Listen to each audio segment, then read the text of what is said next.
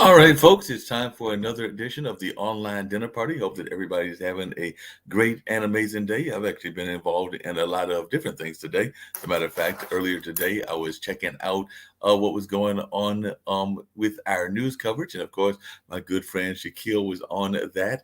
And then we also had, in addition to that, we had Sasha Starr out of Ohio. So definitely Sasha Starr was out of Ohio and he was doing some amazing things in that regard. So he was definitely keeping busy in that regards. And then, of course, later on, I was joining my friend IPC, also known as I Paint Creatures. And of course, he's been a guest on past shows. And we were talking about and doing a performance of the Funky Eye Puppet. So that was a fun performance done in the Music Bazaar over there in Clubhouse. And of course, a lot of folks have been paying attention to just how the weather has turned very nicely here. I know that I've stepped outside a couple of times and it's nice and cool temperatures are definitely very fall-like. And of course, people are definitely starting to get out and about much more than they had been doing in the past. So definitely that is a great thing going on as well. And of course, I've got an amazing guest that'll be joining us very shortly. But I first wanted to let you know just some of the things that were happening in my life and some of the things that were going on in my space. So, like I said, that is some of the things that were happening. Definitely had fun with the performance that happened with IPC and definitely thoroughly enjoyed engaging with him in those activities. So that's some of the things that were happening. And of course, people are now letting folks know about what some of the top cities and industries are for new business. You know, there's a lot of talk about hybrid industries and how that's going, but the United States saw a surge in entrepreneurship over the pandemic, with new business applications increasing 24% in 2020 from the previous year. So, who is behind this wave of entrepreneurship? And what kind of companies are they launching? So LinkedIn actually did a state of the entrepreneurship report and offered a portrait of the budding new businesses, highlighting the people's industries and cities at the heart of these enterprises. So it'll be interesting to see what kind of industries are actually being picked up and what folks are thinking are going to be the big industries as more and more people have been doing what a lot of folks have called that grand pivot. So definitely a lot of people have been going in to that grand pivot, and we're seeing more and more people getting different kinds of jobs. And of course, people are definitely finding some in even unusual places as well. Rachel Bronstein could always find a welcome escape in live music. Concerts offered the Miami based financial counselor and mother of three a break from her day to day challenges. Then the pandemic hit. And of course, that really hurt a lot of concerts and music venues. So she wanted to do something to help. So in April 2021, she launched Life's Jam, a company that helps roadies and others behind the scenes concert workers meet their financial goals. The pandemic pushed Miami based Bronstein to become an entrepreneur, and she has plenty of company. By the way, that's a great job for somebody to create. And I know some others that were creating some music based jobs as well. So definitely that's what we're seeing is that the pandemic has definitely impacted a lot of people. As a matter of fact, Lavia Brockman said the pandemic left people fundamentally more isolated and with more time to think about what they want to do with their life. And Lavia Brockman is a visiting fellow at the Brookings Institution Metropolitan Policy Program. There is still a positive entrepreneurial culture and instincts that are fundamentally American. People still see that as a way to change their lives and get ahead. So they're even asking who is behind this new wave of entrepreneurship and what kind of companies are they launching. So they're actually looking at different kinds of things. So before COVID-19, women were the fastest growing segment of entrepreneurs. In 2019, women owned businesses grew by 27% year over year, while the overall number of new businesses increased by 9%. That trend kept pace despite or perhaps because of the pandemic. So women founded companies saw another 27% uptick between the pre-pandemic, which was July 2018 to 19, and the mid-pandemic period, which was July 2020 to 2021, according to the LinkedIn data that's out there and everything. Male-led ventures experienced a 17% growth during that same time frame. So it does look like a lot of folks are looking as best as they can into entrepreneurship. And of course, working mothers in particular have had to deal with a lot of things such as schools closing and childcare options dwindling. So that might have been also pushing some people into the entrepreneurship field as well. So that's just some of the things that I was finding and all of that.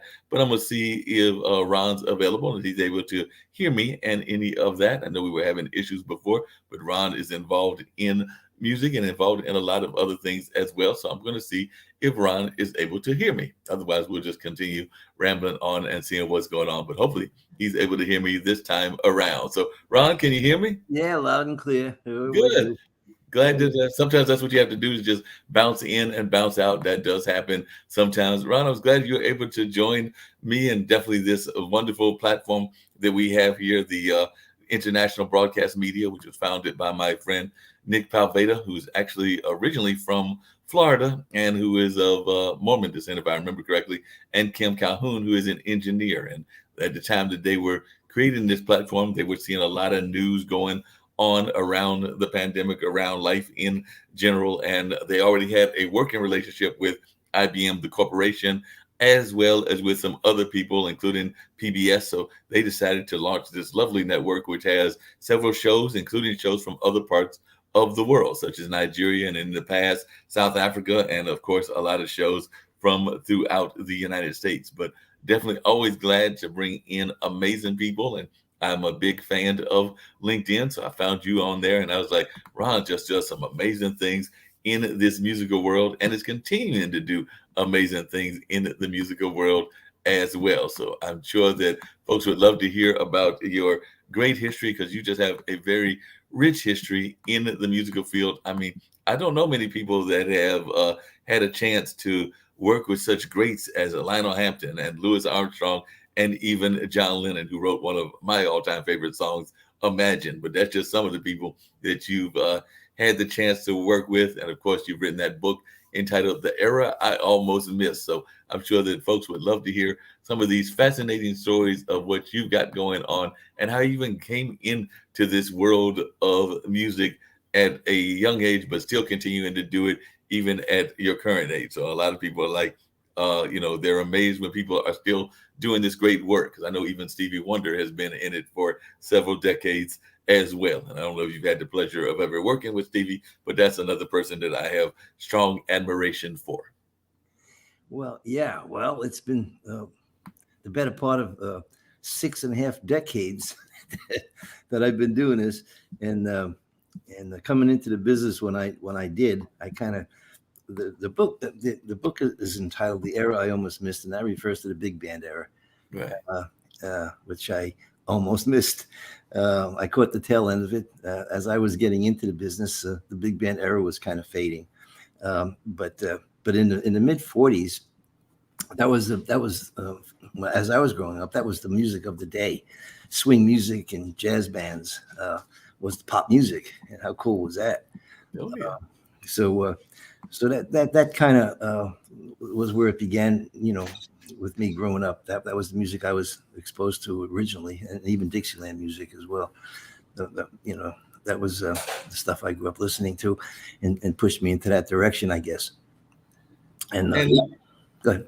I was going to say, and even growing up, did you always know that you wanted to be a musician? I mean, were you like the kid back in those days that was playing instruments or maybe drumming on the kitchen table or whatever? Or is this a interest that you picked up maybe in the high school years? Or is it something that like your parents way back when had already told you that you were going to be a musician? It feels like all of that, it feels like all of that. I think sometimes music chooses us, Right. and it's just there. And some genetic thing, maybe, I don't know. And the stuff that you're exposed to kind of kick, relates to those genes and resonates with you. But as far back as I can remember, music was something that just excited me. I'd hear a good big band. My mom used to take me to the Paramount Theater and the Roxy Theater in them days in the mid '40s.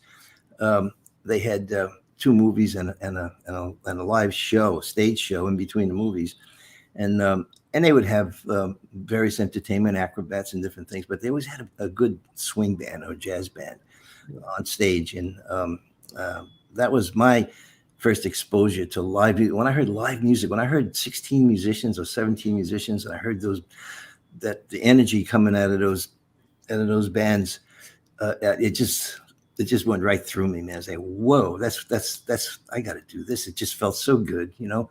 I just felt all this joy, you know, and that was the beginning, and that's what I wanted to do. I saw those musicians up there having such fun and playing all this music and exciting these audiences, and I said, boy, I would love to do that, you know. Yeah, that makes a lot of sense, and definitely it's always great when you can do what you love. I know that that's what a lot of times people wish that they had that opportunity to do, and too often people get stuck in jobs versus careers and all of that. But it definitely sounds like you have had something that has been a career and a career that you enjoy. I know that one of the things that our founders oftentimes talk about is this feeling that education isn't what it used to be, and one of the things that they complain about is the fact of maybe there isn't enough support of the arts or even teaching of the arts. And I know that one of the things you talk about was that even as a youngster, you were playing in your elementary school band. And I don't even know if elementary schools even have bands right now and everything along those lines. So I'm just wondering, do you feel that we've done a good job of supporting our arts, and particularly in the school system? Because I do know that they have sometimes felt that we need to teach more of the creative things, but also teach financial literacy and even basic homemaking skills like what used to be in the home ec classes and things of that nature. So I just wondered, as a musician, do you feel that this is something that resonates with you as well, meaning that you wish that it was maybe in that sense? I mean, there are other things about the old days that we don't want to bring back, but in that sense, is there some of that you wish was still around? Well, you know, I think it varies from district to district. I lived on Long Island for a while. I happened to live in a district that was very sensitive to the arts. But I think in general, I agree. I think in general, the first programs to get cut when there's a budget cut are the arts, Right. whether it be music or poetry or any of the arts, dancing and all that stuff. So I think that we've gotten far away from and I'm not sure I even understand that kind of thinking. You know, are the arts less important, you know, to our lives than history or math or any other things they're teaching in the school system? So why those are the first programs to get cut, and usually sports programs don't get cut, you know?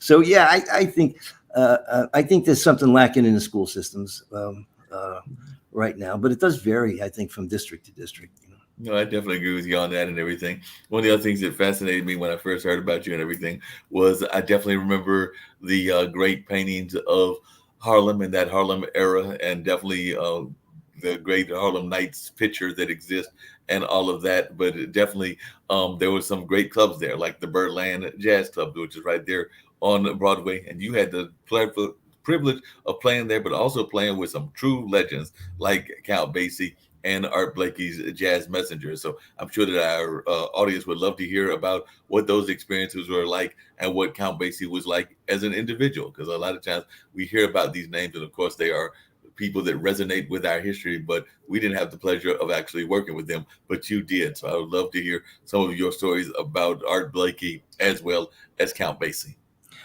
Okay. I worked with a lot of great bands, including Lionel Hampton's band and Tito Puente's band and Woody Herman's band and a lot of other great bands.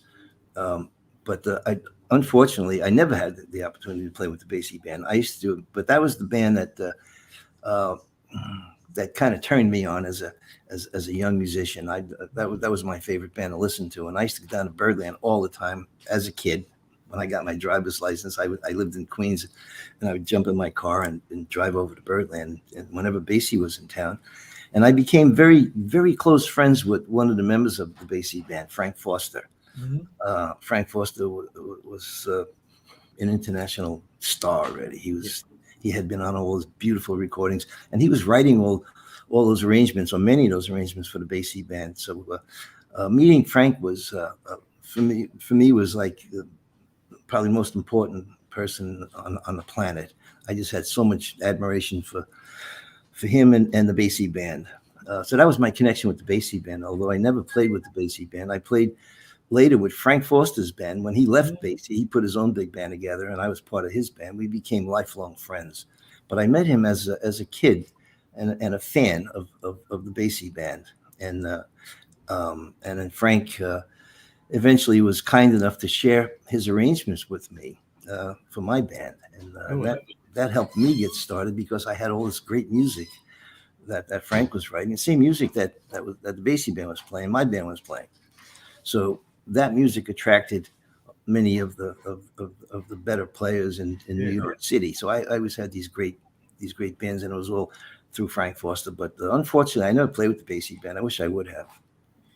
Wow. And you also had the pleasure of playing for a True Legends birthday tribute. And of course, that was Charlie Parker, Bird Parker, and everything. So what was that like as being part of that all-star band that played some 20 years ago for that tribute birthday celebration?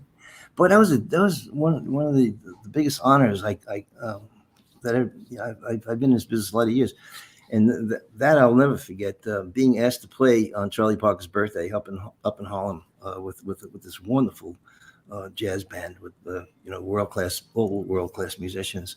So I was working Bob Cunningham, bass player, wonderful bass player.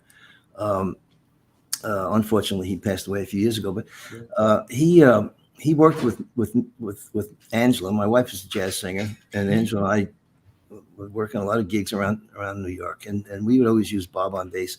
So we became good friends. And then Bob somehow got the call to put a band together for Charlie Parker's birthday, and he invited me to play with the band, and that was an honor for me to do that.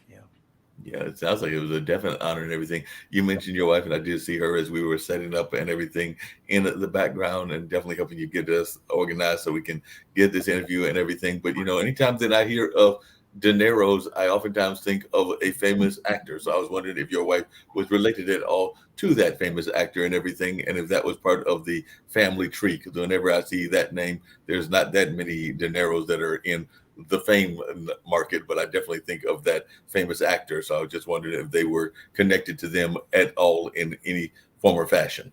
Not that we know of. I don't think so, but who knows? Yeah, it's possible. It's but that question is asked all the time, and she'll kid around and talk about her brother Bobby. But as far as we know, there's no relation there.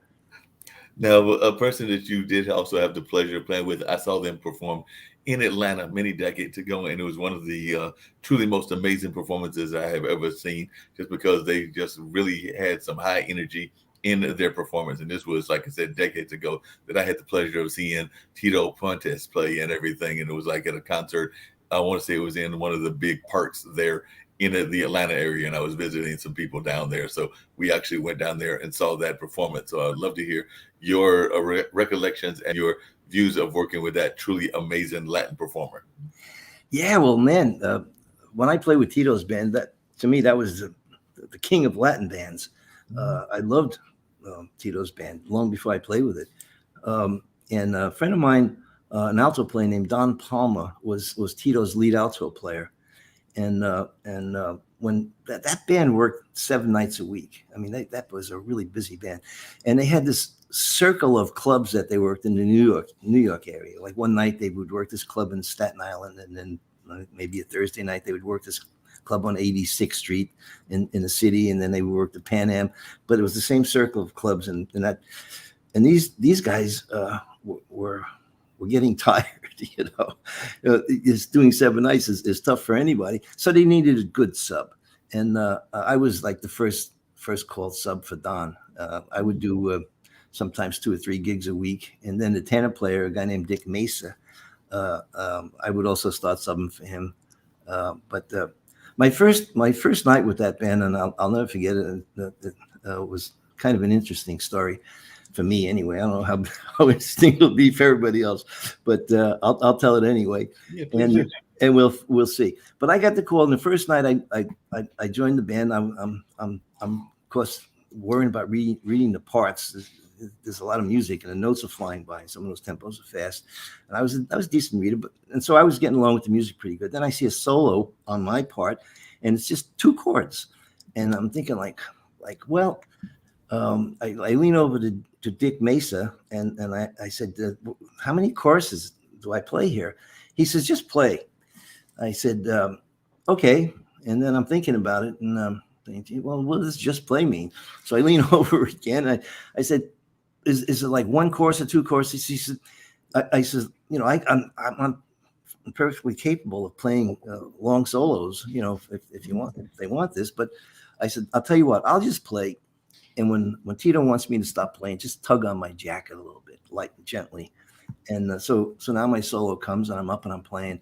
And in the middle of my solo, I hear the brass come in behind me and start throwing these riffs at me. And I'm thinking, whoa, this feels so good. I'm bouncing off the brass, you know, the licks. And then Tito jumps in on his timbales and he starts playing. And this just thing kept building and building. And I was having so much fun. I'm thinking, you know, my first night on the band. I don't want to be a hog here and hog the stage. So after, I don't know how long it was. It might have been 5 minutes or whatever the heck it was. I said, okay, this is probably enough. I better cool it and sit down, and which I did. And then the piano solo came after me, and I leaned over to Dick. I said, man, you never tugged on my jacket. He says, when the solos happen, he says, you just keep playing. And I looked up at Tito, and Tito, while the band's still playing, Tito looks at me and gives me a big wink. And that was like, welcome to the Tito Puente band, you know. And I'll never forget that wink. That was so cool, you know. Yes, I said that would be a really cool week and everything. And yeah, sometimes we have to be controlled in our riffs and everything. Because actually, I've been working with a audio puppet troupe called the Funky Eye Puppets, and I've recently just got pulled into them and everything. It's a clubhouse troupe, but the guy that founded it is actually a George Lucas disciple, among the disciple of kind of that Japanese style of art that includes cartooning and other kinds of things as well. But I remember that he told me to riff in terms of like some of the lines and definitely letting the my own flow go and have maybe some poetics and some added entries. And we actually just did a performance earlier today, and that's actually what one of the artists was saying, was that they enjoyed the riffs, definitely was enjoying me being myself and adding some color into the piece that we were doing. But they did feel that there were a couple of times that I riffed a little bit too much and let the riff go over the cue line. So they were getting a little bit lost because I wasn't always going back to the cue line. So you are right. Those powerful riffs need to happen sometimes, but we do sometimes have to control them. A lesson that I learned again today. So sometimes we also, even in our various ages, continually learn our lessons and all of that. So definitely I can relate to the story and the wink, because just happened to me earlier today, because see Simone and some of the others were like, yeah, we're enjoying the riffs, but we're a little lost as to where we're supposed to be at since you're going past the cue in the rift. Yeah, that's what I was worried about. But fortunately, that didn't happen. And I think I get out at the right time. But the spontaneity of the whole thing just knocked me out. I was just so happy to play with that band. And I wound up playing with that band, doing subs for probably 2 years, 2-year period. And then Don Palma, the guy who I was subbing for, him and Dick both left the band. And I was offered the gig, but I couldn't do 7 nights, and I didn't want. So I actually, that's when I parted with the band. But I did love those 2 years. It was a great band to play with. And what was it like playing? Because this next band and artist that I've known for a while as well, and definitely been a fan of some of their sounds. I wasn't always a fan of all of their politics, because sometimes their politics was different than mine, and they definitely let that be known in the cases every once in a while. But in terms of a musician, I thoroughly have enjoyed Lionel Hampton's music and all of that. And he had the opportunity to do a performance at the Smithsonian Institute and things along those lines. So what was it like playing with Lionel Hampton? Wow. Well, that was for me the beginning of my career. I joined his band in 1969. It was without a doubt. And I love Tito's band, as I just said, but I think overall, the most fun band I ever played with might have been Lionel Hampton's. It was a toss up between that band and Tito's band, I guess. But I joined Hampton in 1969. And what I loved about playing with his band, I know he's known as a big band leader, but right. It wasn't a big band when I joined him. It was just 3 horns. alto. I was playing alto, and we had a tenor and a trumpet player. And he had a bunch of rhythm. He had a guitar player, conga player, an organ player, and there was a lot of rhythm, which gave it a lot of energy. And I really loved the fact that it was just a smaller band with the three horns because, well, we all got more solos to play, and the band still had that big band feel to it. But there was the freedom of like Tito's band, where you could just get up and play, and if the solo's happening, you could just keep playing. Whereas with the big band, those things are more limited. Although I love big bands, I really enjoyed playing with Ham's band during that period. I stayed with that band for about 5 years, I guess. We did a lot of touring. It wasn't again, that was the tail end of the big band era, and he wasn't as busy as he was in prior years. So we would do a tour for like a month and then come back and have a couple of weeks to do whatever we pick up any gigs we had in New York.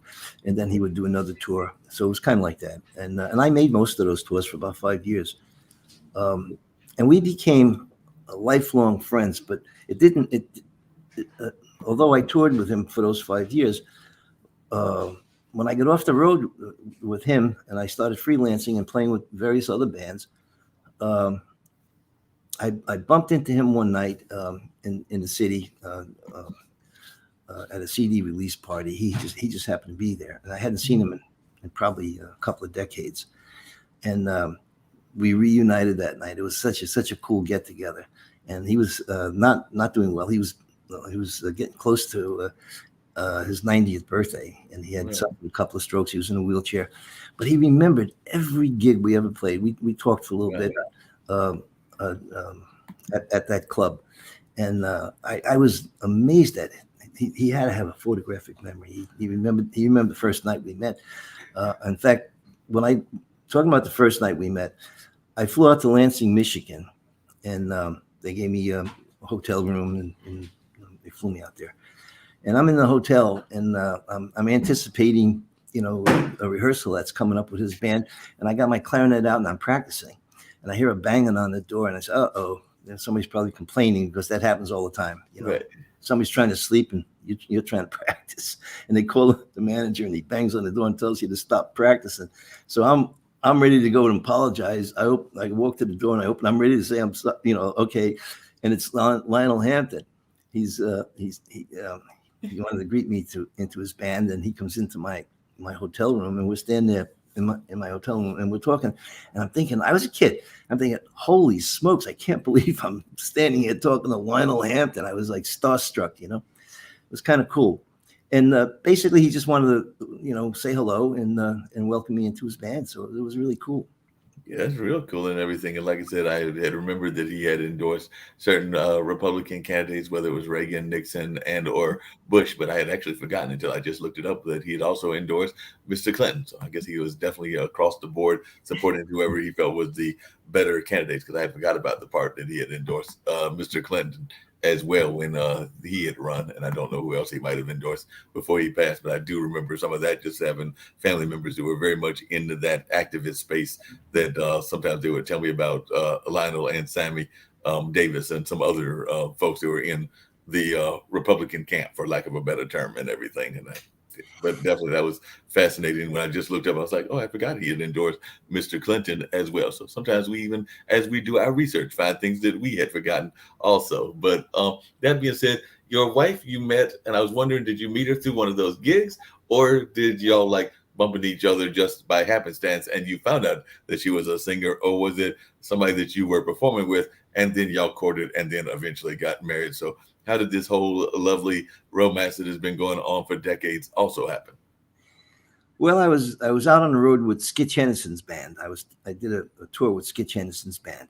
For the people who don't know who Skitch Henderson was, he was the band leader for the Tonight Show for many years. But this was after he left the Tonight Show.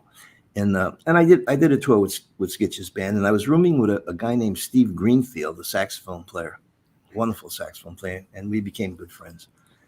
And when I got off the road with Skitch's band, I got a call to play with a local Long Island dance band, which I kind of half-heartedly took the gig. I didn't really after I hung up and I said, okay, I thought a few times about, why do I want to, why do I want to do this? So, but I decided to do the gig. I took the gig, and Angela happened to be the singer with that band. So I'm kind of glad that I took the gig. And I'm sitting in the sax section before the music starts, and I'm talking to the saxophone player sitting next to me, and he asked me what I had been doing, and I said I just got off the road with Skitch Henderson's band. He says, oh, and I mentioned that I was rooming with Steve Greenfield. He asked me who else was in the band. I said, Steve Greenfield. I said, I was rooming with Steve. And so Angela turns around. She was sitting right in front of me. And she turns around and says, I know Steve Greenfield. I went to high school with him. Oh, wow. So that started the ball rolling. That's how we met, through the name of a person I knew that went to school with her. Well, so she that high school connection, and then y'all connected and have been together for those long time and everything. And you have to even have folks in the family that have been following in your lineage, because it seems to me that your son Matt is also doing work as a violinist. So it seems like y'all have definitely been keeping it in the family and still doing amazing things even into the next generation. So tell me a little bit about the family and how many of them are involved in music and how that connections are happening as well. Okay, well, Matthew is a violinist, right? He started off his musical career as a piano player, and I think, like me, it was just there when he was born. He would sit on my lap when he was an infant, and I'd be tinkling on the piano, and he was playing the piano when he was probably a year old. And playing some musical things as well. So we thought he was going to be a classical a concert pianist, and we eventually got him a teacher as he got a little bit bigger, and he was studying, and he was playing all these amazing classical works. And just friends of mine, good piano players, they would come over and they were like, "Let's see, how does he do that?" He was an amazing piano player. But something happened in middle school. He decided to switch, and there was a program where they were giving lessons, and he decided he wanted to try playing the violin, and so we did. I was a little bit reluctant because he was such a great piano player, but his passion seemed to have become a violinist, and he did, and he wound up becoming a wonderful violinist. He graduated Eastman School of Music. He studied with some great teachers. He wound up playing with the New York Youth Symphony, which was the best young. I guess the age group was 12 to 20 or something. Oh, wow.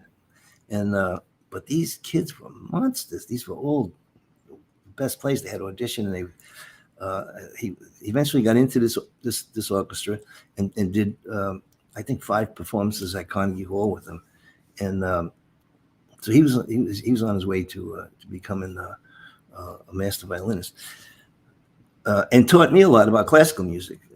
I got to say, I knew very little about classical music until he started. So it actually helped me to learn a little bit more about what was going on in the classical world. And we're very proud of what he's accomplishing as a violinist. Yeah, well, I've definitely been a big fan of the violin and everything. My parents actually, when I was a youngster, I want to say it was maybe around 14 or 13, so that would probably be definitely the teen years and everything. They formed a radio station in rural North Carolina, and part of that was that they didn't hear enough jazz in the community, and they wanted to hear more jazz, so they formed that in like around 75, 76, and it lasted for about 12 years, and definitely that helped me grow an ear for blues, grew an ear for jazz, and grow an ear for a number of other musical styles as well. But I was just wondering if you could talk about your experience as working with the weekly jazz radio station, because I know that you had worked up there at WSHR, and I was just wondering what that experience was like, both as a musician and also getting that behind the scenes kind of experience in the radio, because I know that I thoroughly enjoyed the radio experience that I had, even though sometimes my folks would, more often it was my mom, would come and pick me up and would grab me. And of course, anything, and I'm sure you do, about small organizations and small community organizations, they usually are working long and hard hours. So she would sometimes grab me from our local airport, which is now a much bigger airport, Raleigh Durham Airport. And when she got me, she would take me home, and about halfway through, she'd be like, "Hey, Mark, what are you doing right now?" And I'm like, there was not a lot of computer technology in the 70s and 80s. It was there, but it wasn't as prevalent as it is now. So I had not called a lot of my friends, and I definitely hadn't texted them. So I had no idea what I was doing. And that's when she would give me the guilt trip. She'd be like, "Well, I've been on the air since 6. I've been on the air till 5. I came to pick you up. So how about I drop you off at the radio station and then you come home when you're done?" So the whole guilt trip thing that happens in that regards and everything. But I just wondered if you could share a little bit about your own experience in jazz radio. I loved it. In 1999, I released an album that I produced with my big band. It was called Swinging with Legends, and it was Angela's. I was a vocal album, but with my big band. And the legends were Lionel Hampton. He played on the album. Frank Foster, and a great tenor player named Lou Tabacco. So those were the legends, And so it was Angelo De Niro, Swinging with Legends, and the album made a lot of noise. It was getting written, national radio play, and all kinds of good things started happening. And we were offered, Angelo and I were offered teaching gigs in the university here on Long Island. And we actually did a couple of concerts with Lionel Hampton's band, and we were invited to the Lionel Hampton Jazz Festival in Moscow, Idaho. And then we were offered this radio show with all this other good stuff going on. So this album really kicked up a lot of stuff. And we called it was a Thursday afternoon, late afternoon show, and it was during rush hour. During the rush, most of our audience were people driving back and forth from their gigs, getting home from work, and so we called it Rush Hour Rendezvous. And Angela and I were co-hosting this show, and it was so cool because they let us play anything we wanted to play. They left it totally up to us. I was playing all my favorite stuff, and at that time we were doing a lot of work with a lot of the people's music we were playing. So we would give all this insight to the musicians, and the audience loved it. And I had all my friends. I had Lionel Hampton, Maynard Ferguson, and Clark Terry, and all these jazz icons. They were all doing station IDs for us. Cool. It's like, hi, this is Kenny Burrell. You're listening to Rush Hour Rendezvous with Ron Apri and Angela De Niro, the best music on Long Island, WSHR. And it was so cool because the audience loved hearing the voices of the people, Right after we play Lionel Hampton cut, Lionel's voice would come on, So it was a good show.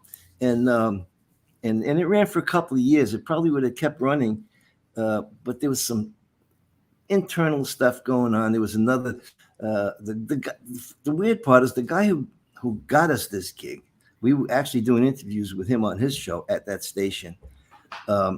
The same guy that was helpful in getting us this gig started feeling it. We started getting great ratings, and I started getting a weird vibe from him. It was kind of weird. He would call us up in the middle of the show while we were on the air, and he'd start critiquing the show, and he would kind of make like it was a joke kind of a thing. But he was starting to get annoying, and then he'd call me at the house and, "Hey, you should do this," and blah blah blah blah. And but I think what was going on was that we were getting better ratings than him, and he was getting a little bugged, So it got to a point where it didn't feel right anymore, and I said, you know what, I'm gonna pack it in. I left the show, and it kind of broke my heart because I was really having fun with it, but that internal stuff was just becoming a drag. We were busy. We were doing a lot of concerts and touring and playing, and I just didn't want to deal with that kind of baloney. So we wound up leaving, and it's unfortunate because we were having a lot of fun doing the show itself. Sounds like it. One of the things that happens in the jazz world, there's been this whole conversation around smooth jazz versus traditional and things along those lines.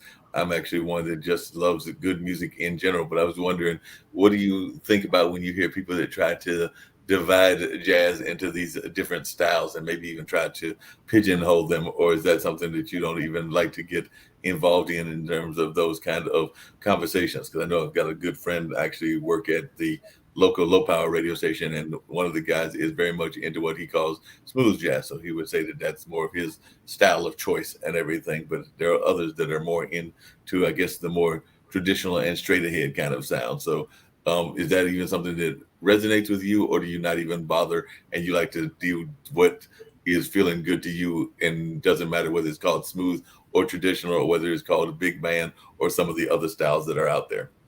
Okay. Well, Duke Ellington said there's two kinds of music. There's good music and there's bad music. Mm-hmm. And I like that. Yeah, I don't think of genres when I think of music. My favorite my genre is jazz. Obviously, that's what I do. That's what resonates with me.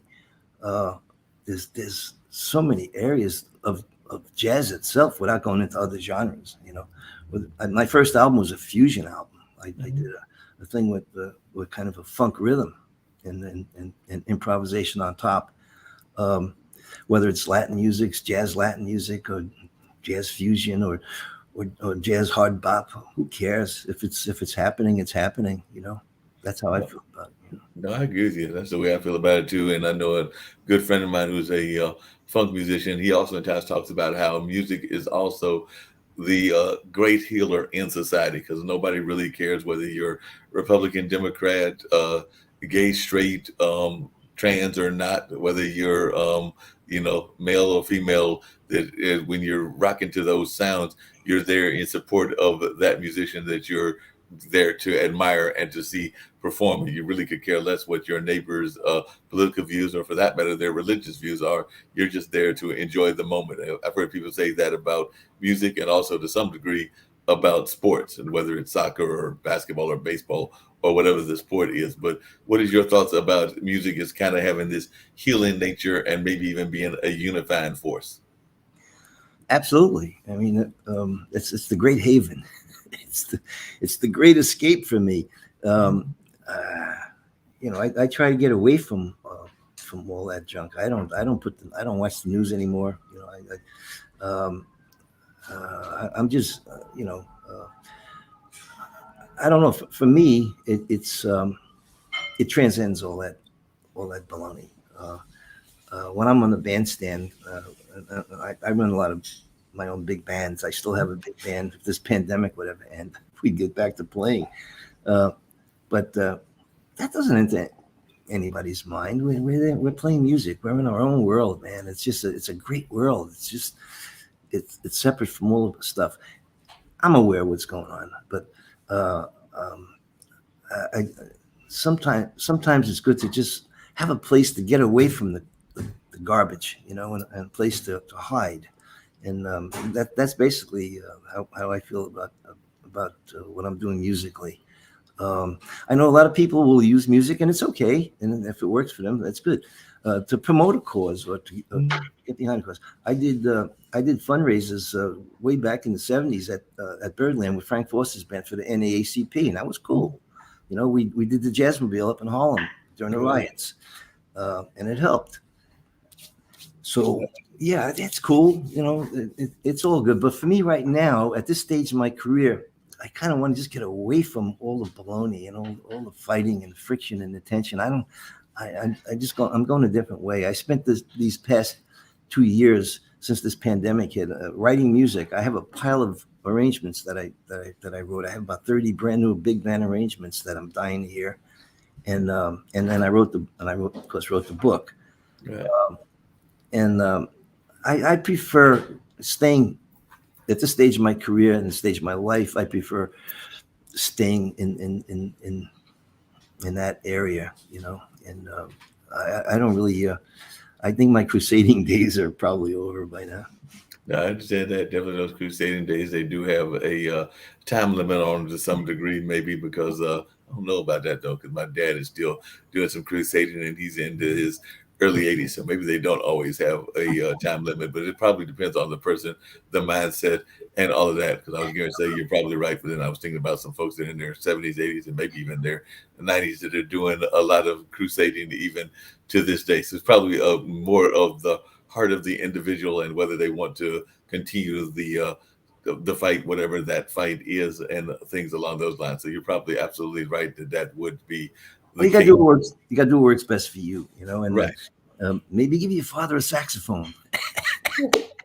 Not a bad idea. Maybe I'll do that. Well, he is an artist as well. He is also an artist, and he is a very talented photographer and has some other mediums as well. So definitely, folks can check his stuff on bambooturtle.com. So he does some really fascinating stuff, and some of it may be what people might consider what you just described activist art, but a lot of it is just pictures of even like found art and things that are unusual objects and things of that nature. So some of it is definitely does not have a quote unquote political or that kind of message to it. Now there is some that probably does, like the thing that he did with the fire escapes and the fact that too often we ask for prayers and thoughts, but we don't really think about the we say that almost as a cliche, like we're giving thoughts and prayers when we're asking to rescue people during tragedies, whether that was 9/11 or whether that's the pandemic, but it's kind of like done as a not with any meaning to it. It's one thing to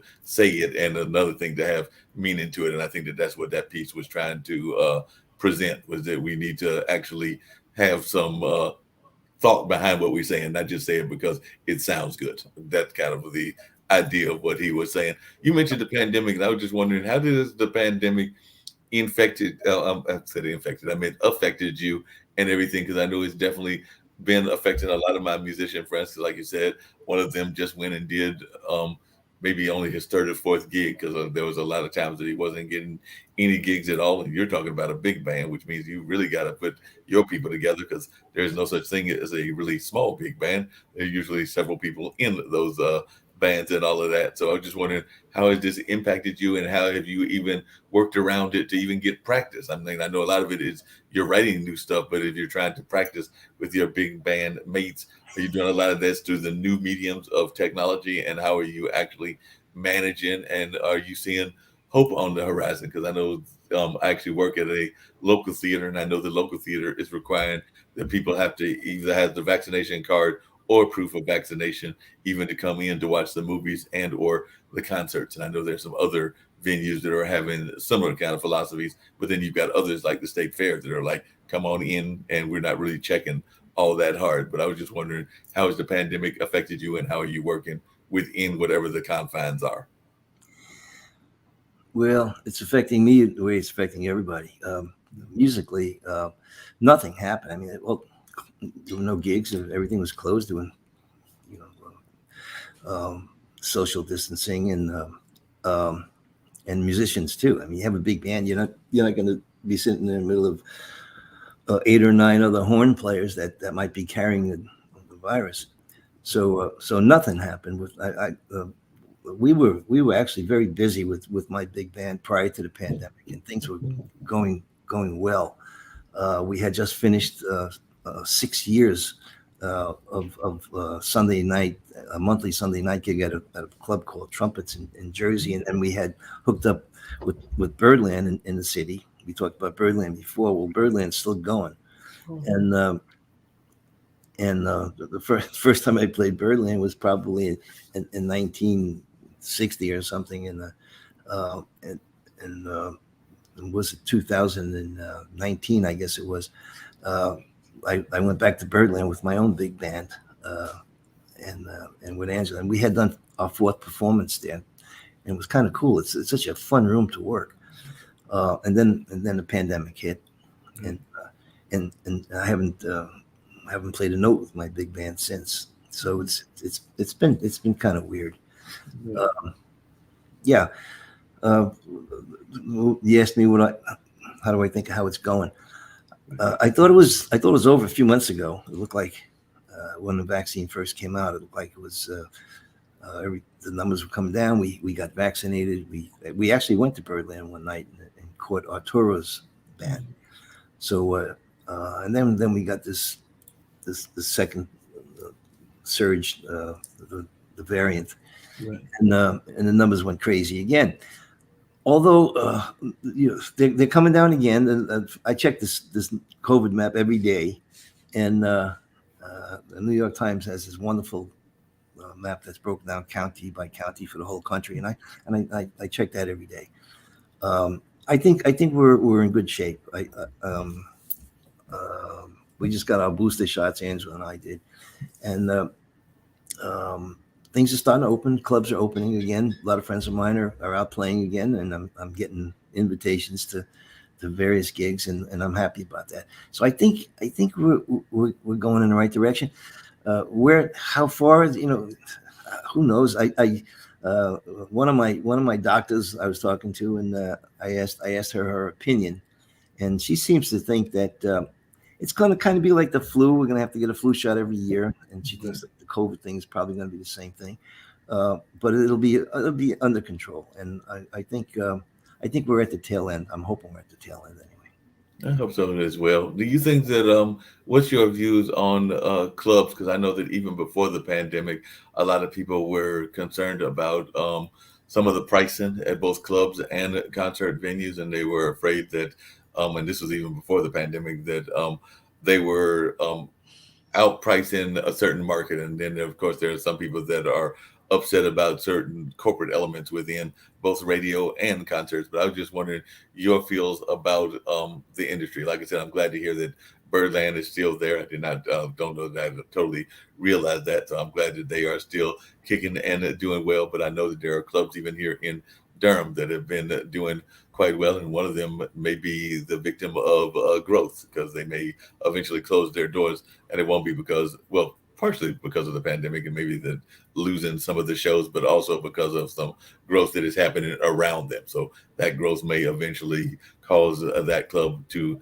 have to close its doors, as it will be the victim of growth and urban growth and things along those lines. But I was just wondering, what is your views of the future of clubs, and in particular jazz clubs?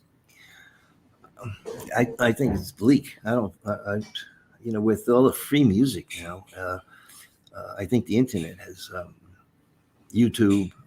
You can sit down and see all the music you want, and best musicians in the world, whether it be a live concert or even musicians doing live broadcasts from their gigs.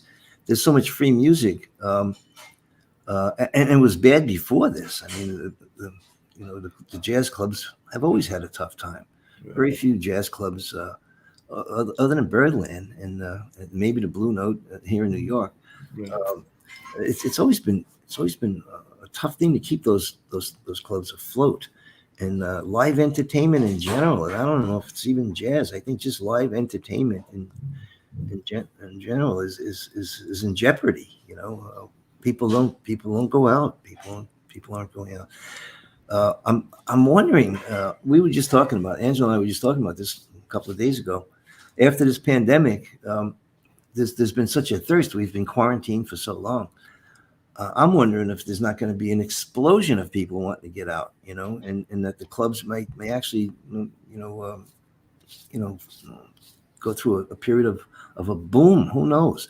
I know I feel that. I want to get the heck out of the house. I want to get out and start listening to music, not just playing, but listening. I want to get out and hear some music. So maybe in a way it built up a thirst, and maybe we'll see a little bit of a resurgence in live performing. Let's hope.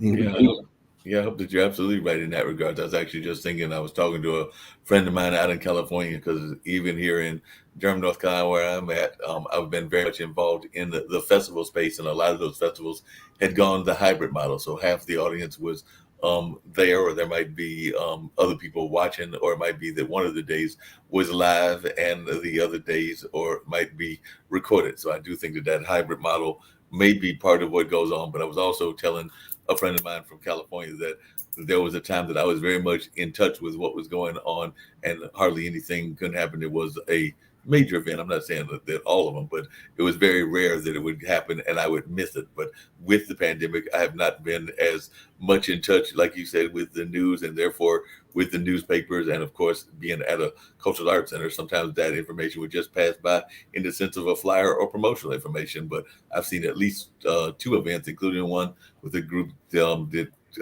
incorporates all styles of different music, called One Human Family, because it's kind of a gospel group based, I want to say, out of the Baha'i faith. But there was a time that I would have totally known what they were doing, but I think I found out the day of, in a play that was going on that I found out maybe a couple of days before, and everything. And that was definitely not the norm back in the day and everything. And I think part of that was, like you, had gotten into the habit of not paying as much attention to certain things and had letting some certain things lapse by. So I can definitely relate to what you're saying. And I am also hopeful that it'll be a change in that regards. I'm also hoping that we'll see a change in the way that jazz is treated by radio stations, because I know that I did a pitch at our local jazz radio station, which is actually on the campus of North Carolina Central University, and I was actually pitching for their blues show because they were in the middle of their pitch drive. So I did the pitch both this past weekend and the weekend before, and I think I raised them at least a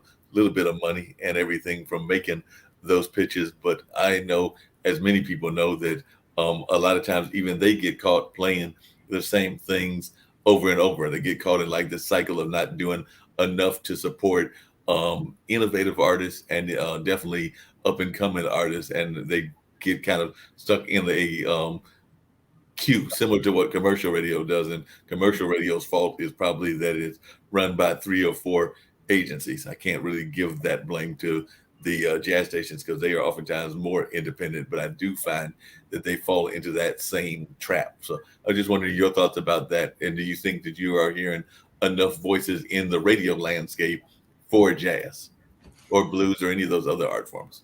No, I'm not hearing enough at all.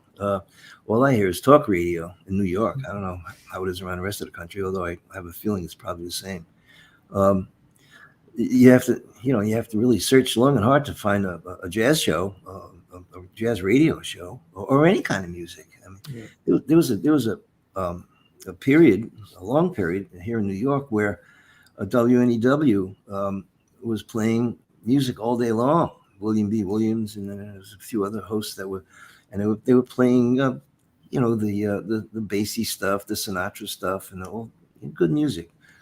And then there was some hard-hitting jazz programs as well. And then that was the AM, and then the FM was all classical music.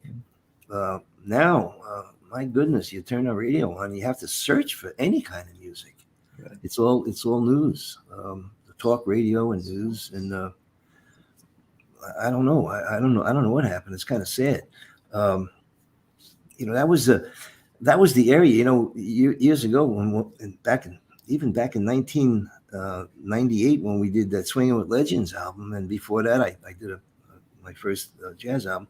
There were jazz stations, and there were jazz radio promotion people that you would work with, and for a fee they would get your stuff played nationally all over. There's hardly any stations left to play jazz. And the stations that are playing jazz now, seems to me, they're college stations. Mm-hmm. The commercial stations aren't doing much good music. And again, I'm talking about New York. I don't know how it is around the rest of the country. No, I agree with you. And like I said, North Carolina Central University is a college radio station. It would be similar to like a Howard or something like that. So it's considered an HBCU, but definitely it is a college that it is on. It's definitely on the campus of that college, and definitely I wish that they would do more expansive programming, because even sometimes I get frustrated with, while there are some classics that you want to hear, like the Lionel Hamptons and like the Charlie Parkers and the Mileses and those, you also sometimes wish that they would be a little bit more open to exploring some of the newer music out there, and even exploring some of the older music that isn't in the traditional set of what are like the standards, and whether that's the ones that I just mentioned, and I can mention some others like Thelonious Monk, and of course we've talked about Charlie Parker, but I just wish that they would sometimes dig into the cart and dig into the crate and explore a little bit more. Definitely, play those classics, because I am a fan of the classics, but I know that there are some great and amazing artists that folks don't really know because they're not being exposed to them, but they were folks like yourself and others that people don't know as much as they should, because I feel that the stations need to do a little bit more of less lazy DJing. We can be lazy in a lot of things that we do in life, and I sometimes feel that there is some lazy DJing that goes on because you know that those are going to be the ones that are going to resonate with people because they know those standards. But I sometimes wish that they would do more exploration. I don't know. Would you agree? Is that something that you would like to see as well? I'm guessing that it's all readings motivated, and um, it's all based on ratings, and apparently talk radio is getting the ratings now. I think, but these college, actually the station that we had our show on was not a commercial station. It was a college station, and it was so cool because we didn't have to deal with ratings, Right. So we just played what we loved, and we played all good stuff. So I think the colleges they have that freedom. The commercial stations are where the big. There aren't many left that are playing music because I think the ratings are pushing them into talk radio. That's my guess. Yeah, well, that sounds like a good guess and everything. I can definitely agree with that. I do want to come back to two questions about your legacy and your history and everything. And I mentioned him earlier. Like I said, Imagine is one of my all-time favorite songs. But I was just wondering, what was it like working and having the pleasure to do work with John Lennon? And I imagine through John Lennon, some of the other Beatles as well. I'm sure that they might have been some great things that might have been good memories, but who knows? They might have also given you a headache, because I do know that rockers can sometimes be a headache as well. So I was just wondering what it was like working with that kind of space as well. Well, he was far from a headache. John was great. Man, he was fun to work with. I caught him at a period. Him and Yoko had split up. He was. I think I don't know the whole story, but May Pang, who was his lady at that time, she tells the story better than I can ever tell it. So I'm not even going to try to explain it. But he was separated from Yoko, and he was living with May Pang, and May Pang had him very cool, very straight. He was drinking fruit drinks and he was eating salads. He was totally healthy. I heard all these other stories about him, and I was really surprised to see that he was like a really kind of a healthy dude, and kind of humble. He was easy to work with. We were overdubbing 5 horn parts. We had 5 horns, and our job was to put layers of horn parts on top of the stuff that was already recorded. And he had no music for any of this.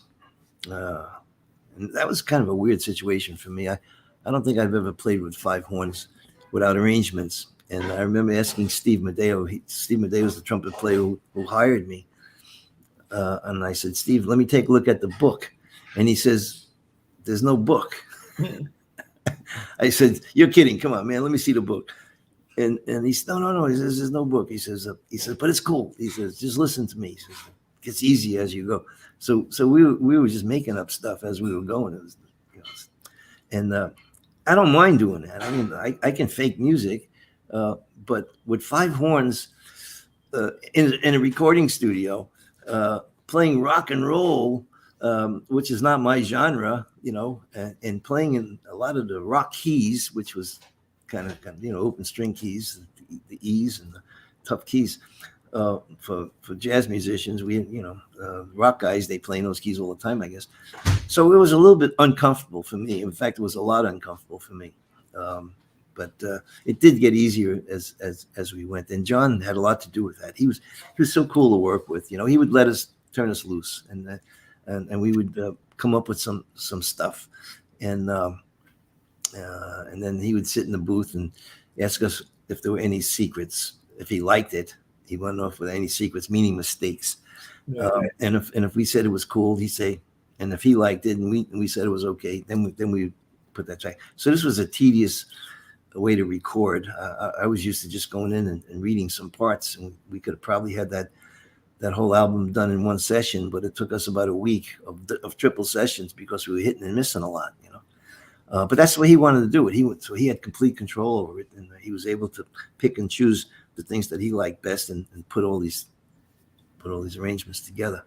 And that's how that's how the session went. But he was a great guy. He was really cool. In fact, almost to a point where he was overly humble. Like he would Well, he would have his guitar, and he would try to explain the groove he wanted, you know, and then he would apologize. He said, I'm not really a good guitar player, you know, and he would apologize for his guitar playing. You know, I'm thinking, John Lennon, man, what are you doing apologizing? yeah, what's it- You don't have to apologize. You're paying us a lot of money here, man. Just don't worry. Just play. It's cool. Sounds like it. Sounds like that would be really cool and everything. Yeah, I know there have been some great musicians that have been self-trained. I'm fortunate enough to be, like I said, here in Durham, and Durham has got two truly amazing music departments, both the one at North Carolina Central University, because some of those cats have played with major artists like Betty Carter and a number of others. They've been the founders of a major jazz festival, have been coming out of that college as well, which is a jazz festival based here in this area called the Art of Cool Festival. And definitely Duke has got some great artists as well. And that's not that far. In fact, it's around the corner from me and everything. But I was just wondering, as a musician, what is your views about jazz education? Is it something that folks, if they're thinking about going into music, they should think about going to one of these great music schools? And I know there's several of them up there in the New York City area. And of course, there are tons of them around DC and throughout the country. Or do you think that you can be just as effective being self-taught and self-trained? Or do you actually push people like your son and others that you might mentor to get that academic training that you might get from the colleges? And there are some great music colleges around the country. All right. I think today that would be the path for kids wanting to get into music. I think getting a college education is probably the way to go. Simply because I'm not sure it makes your playing any better. It probably does to some degree. You get that whole harmony thing. But I think more than that, it gives you that piece of paper that entitles you to become a teacher. You know, and because the music business, who knows where it's going to go after this pandemic. You know, you know, it's kind of scary for these young kids coming out of college or just coming out of high school and they want to play music. You know, it's Phil Woods used to tell his students, don't get in the music business, you know. And I mean, Phil Woods was a great player too. And he would discourage kids from getting into music. You know, you're not gonna make any money in music. And I didn't kind of buy that, but I do think that the universities are probably important for these kids, so they have something to fall back on. Some of my best friends and some of the best jazz musicians I know are teaching at universities. You know, you want to buy a house, you want to have a car, you want to be able to pay your bills and feed your family. You know, playing jazz can be scary. Yeah. So I think that makes it less scary. I think having that degree is probably a good idea. Now that makes a lot of sense. Are there any musicians that you wish you had played with that you haven't had the pleasure of playing with yet? Oh, a couple hundred. Mhm. Yeah. Basie, that was my band. I would have loved to have played with Basie's band, Duke Ellington's band, and other artists, some great singers. You know that. Oh yeah, I almost got to play with Ray Charles's band when I was with Hamp's band. I got offered to play with Ray Charles's band, and I didn't. I decided to stay with Hamp, but I would have loved to have played with Ray's band. That was a great band, and I loved his singing. So, yeah, and there's some singers too that I would have loved. You know, Ella Fitzgerald, man. Wow, would I have loved to work with her? So yeah, there's a bunch of people. I've worked with a ton of great musicians, but there's just so many, you know, that I would love to have played with that I didn't. But I think Basie would be right at the top of the list. That was the band that always resonated with me and still does. I still have all these Frank Foster arrangements, and all the arrangements I do now are in the Basie style. You know, it's in your face, big band stuff, a lot of energy, and that would be at the top of my list of people that I didn't play with that I wish I would have. You know.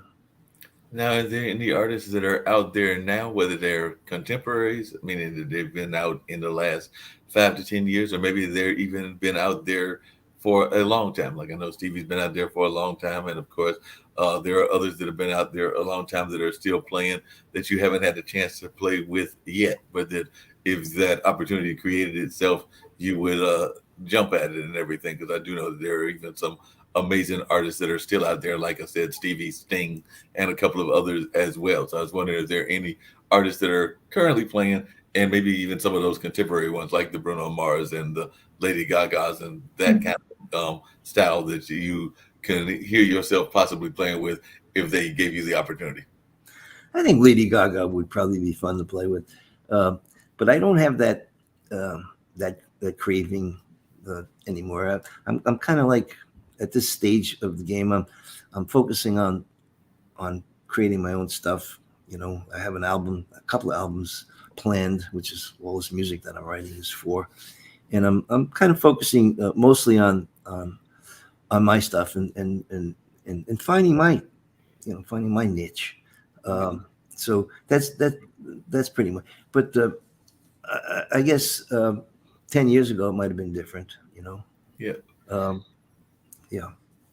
If you had to describe your voice in terms of your style and everything, how would you describe it in your own words? So if you had to describe your style in your own words, how would you describe it? My favorite kind of music is high energy. We call it inside outside. I loved Coltrane back in the '60s. I was listening to a lot of Coltrane, Eric Dolphy, Jackie McLean, a lot of the outside plays, and the music really had gotten out. A lot of modal stuff, and that. In fact, I always wondered why Hamp liked me, because he was a bebop player, and I wasn't really a bebop player. This is an interesting story, actually, and he wanted me in his band. I played with him for a long time, and I always didn't feel like I really fit in that band. Again, I'm hearing Coltrane, and he's playing vibes like Charlie Parker. He's playing bebop. But one day on the bus, and you spend a lot of hours on the bus, and Hamp walks to the back of the bus where we're sitting, and he's humming these real outside licks, these Coltrane-y kind of licks,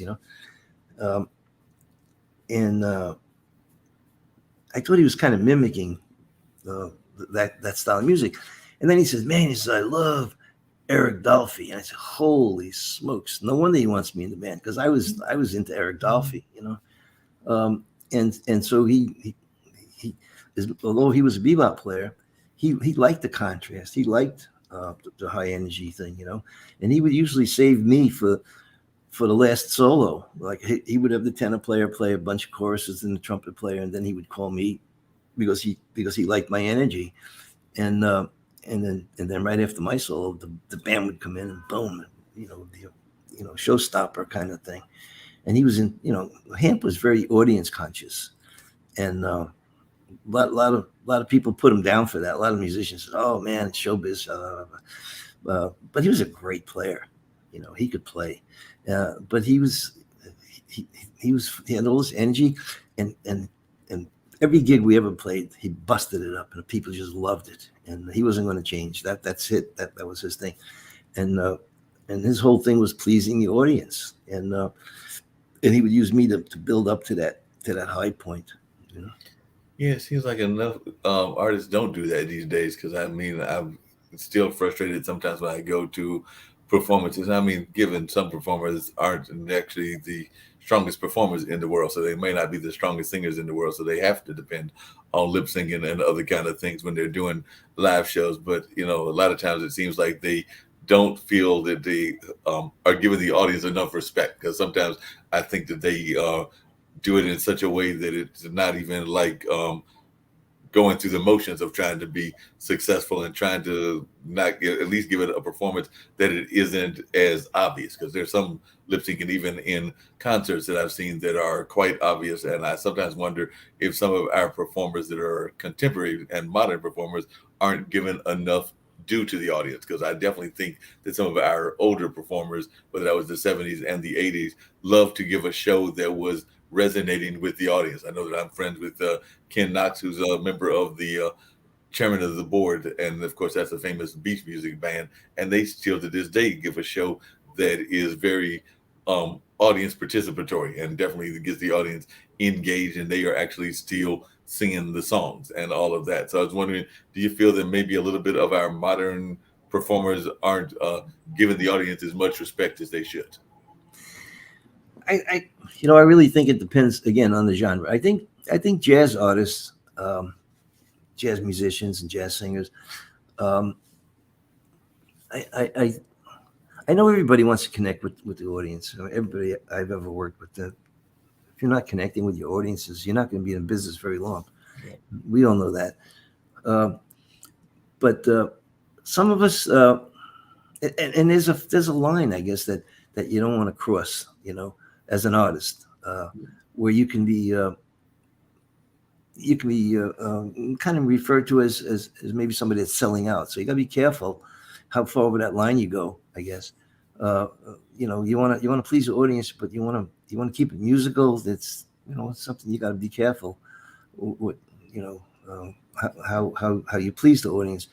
A lot of musicians would complain about Lionel Hampton being maybe too commercial or too audience conscious. I never felt that way. I don't think the music was always strong, but he'd have people singing along. He'd do "Hey Bob Reba," and the audience would answer him back and this and that, and that was cool because the music was always strong and it was good. So I guess it depends. It depends on how far over the line you go, and you don't want to be referred to as a sellout. And I remember Cannibal Adderley's band. He had a wonderful small group with Nat Adderley. They were doing the Mercy Mercy Mercy album. It was kind of a funk jazz thing, and prior to that, Cannonball was like Charlie Parker. He was playing all that hard bebop stuff. Yeah. And then he got into that Mercy Mercy Mercy thing, and everybody was putting him down. Jazz musicians were putting him down. They thought he went over the line. Oh man, he's selling out. I didn't think so. I liked what he was doing with that band. I bought those records, and I loved what he was doing, but it was different. And some people, and in a lot of ways, I think they may have hurt his image. When people talk about great saxophone players now, rarely does Cannonball's name ever come up, and he was a great player.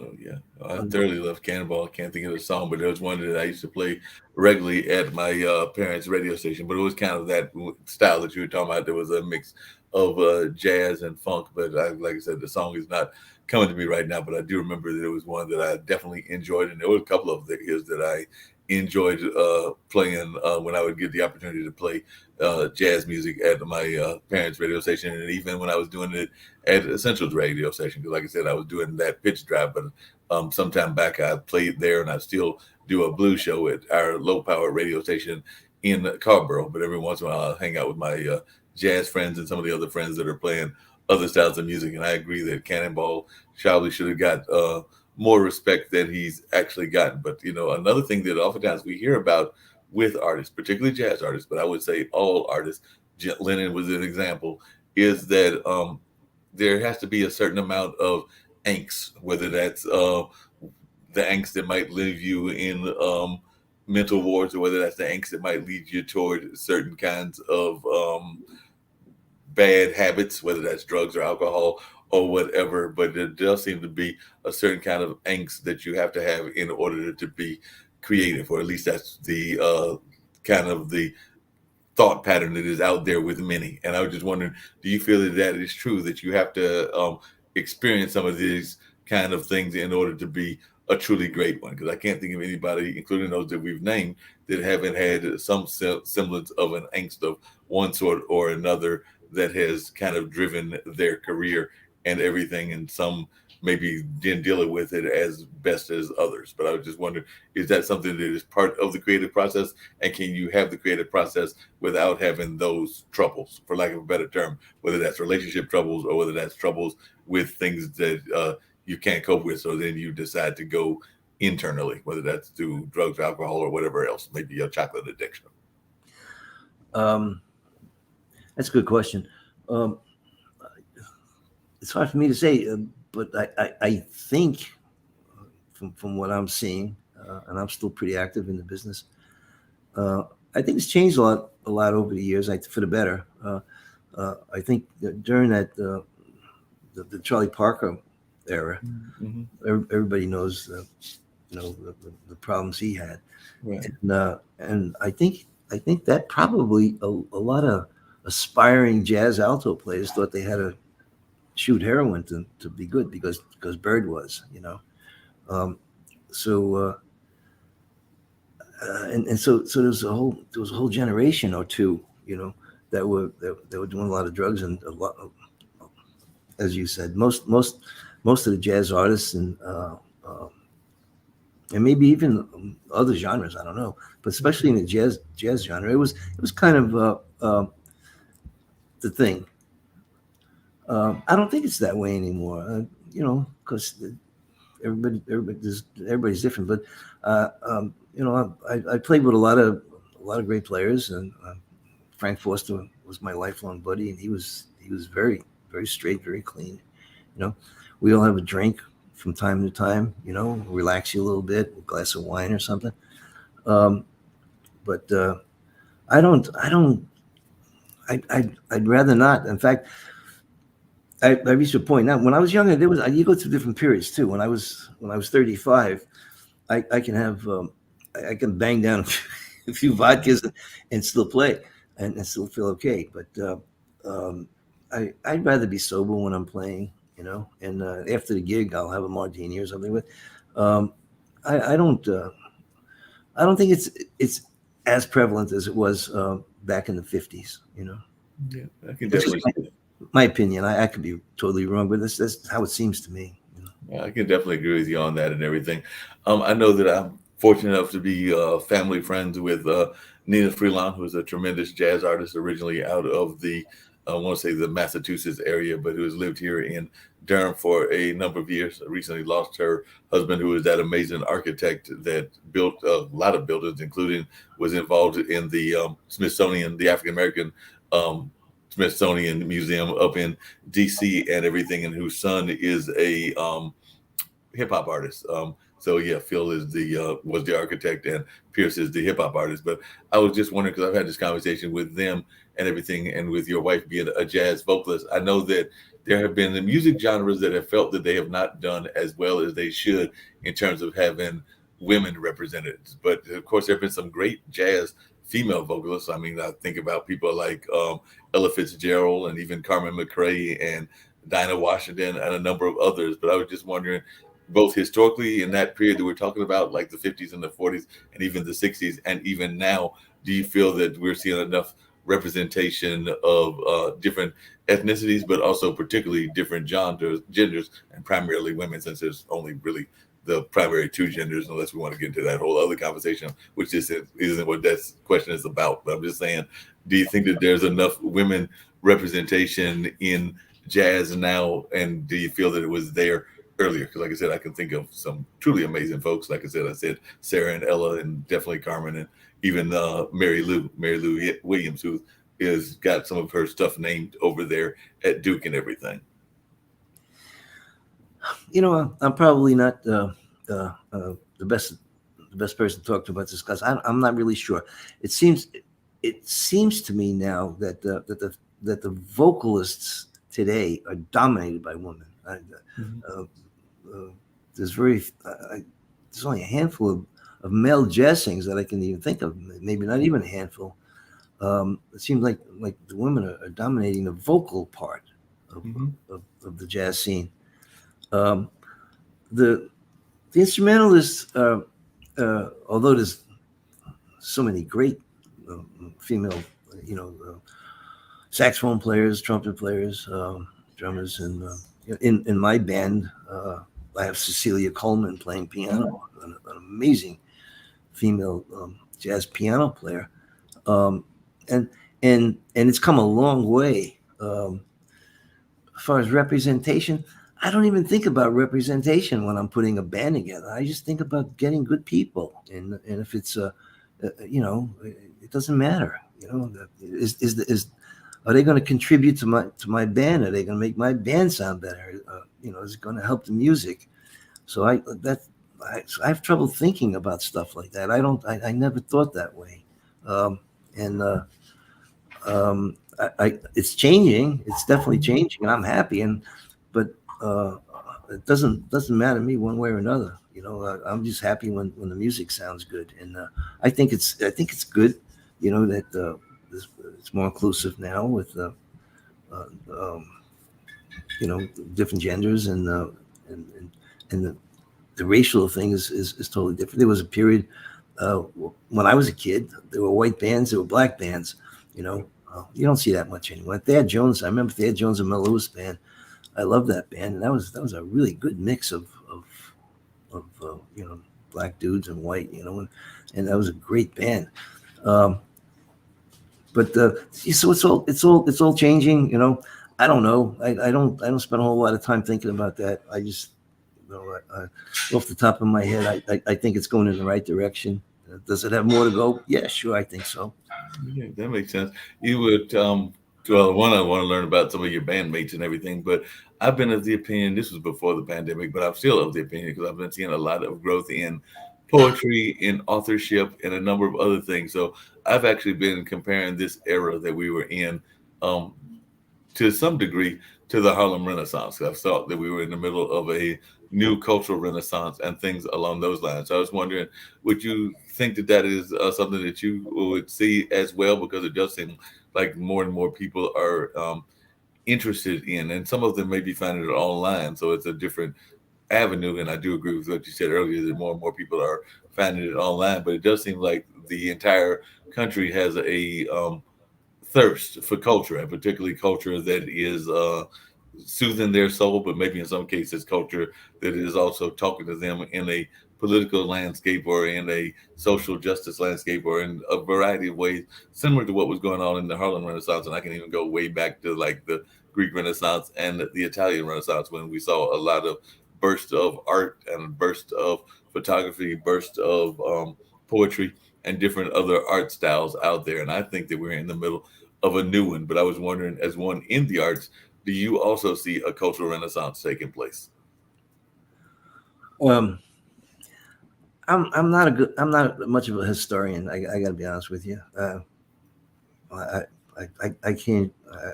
I don't really have a strong opinion on that subject. I'm sorry. No, that's no problem. No problem at all. But the other thing that I was asking about, and I know you got a strong opinion about this, is the band and your bandmates. Because I'm always fascinated by people in their bands and who they've got in their bands and where they pick the bandmates from. So I know it's a big band and everything, but you mentioned the young lady. I'd love to hear about some of your other bandmates as well, and what how y'all gel together. Yeah. Well, I try to pick, um, as we talked about before. There are um, different styles, even in the jazz idiom. Mm. We have Dixieland players, we have hard bop players, we have kind of high energy players. There's fusion, there's Latin players. Everybody has their little niche which they prefer being in, and I try to pick musicians first on their concepts, and I know just by hearing them play what, what they're into and what their direction is, and if that will work, is that the style that I want for what I'm writing. So that's number one, and then when I get past that, the next question is chemistry. Can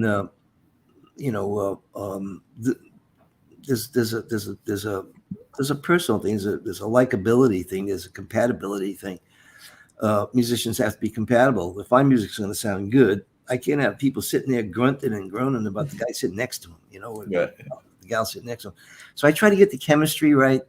I try to put a family of people together, people who really like each other, and that's really important. More bands broke up for those reasons than for musical reasons, including the Beatles. We talked about the Beatles before. Right. It's usually the personality thing that gets in the way. So I try to get people who I think are compatible, and people. And if I'm putting a smaller group together, I try to get people who like the way I play, and I like the way they play. If they that really helps. You want to feel comfortable, and there's an exchange going on all the time. And how do you exchange with somebody whose style you don't like? So yeah, it's not easy, but you know who the people are who you're going to get along with, just by the way they play, and then you talk to them, and you kind of know if you're going to be compatible. And there's a whole circle of musicians now. I've been doing this for so many years. I know just who the people are that I want to play with. Yeah, that makes a lot of sense. Got to know who you want to play with. And speaking of knowing who you want to play with and everything, I actually had dug up from the lovely folks over there on YouTube one of your songs. So I was going to give people a chance to hear a little bit of your music, and that was the song entitled "Until I Met You," which you did with your lovely wife and all of that. So I'm trying to bring that up and let folks check that out so they can get a little dose of the sound. And then I was going to actually ask you after that about doing a song for your granddaughter, because I did see that one of the songs that you did was actually dedicated toward the granddaughter. So we're going to see if we can't bring this up and hear a little bit of your music. All right.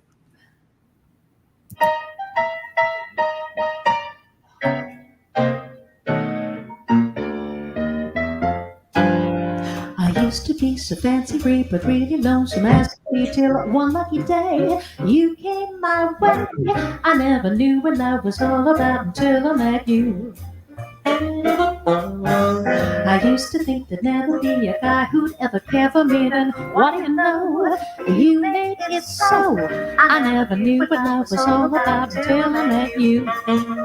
In my blue life, no one at all but you would carry my pride, hurting inside. In my blue life, I told about a feeling of pride, love inside, and love you're the reason that this lonely guy is riding high. Now who do you see, lucky as me? I never knew what love was all about until I met you.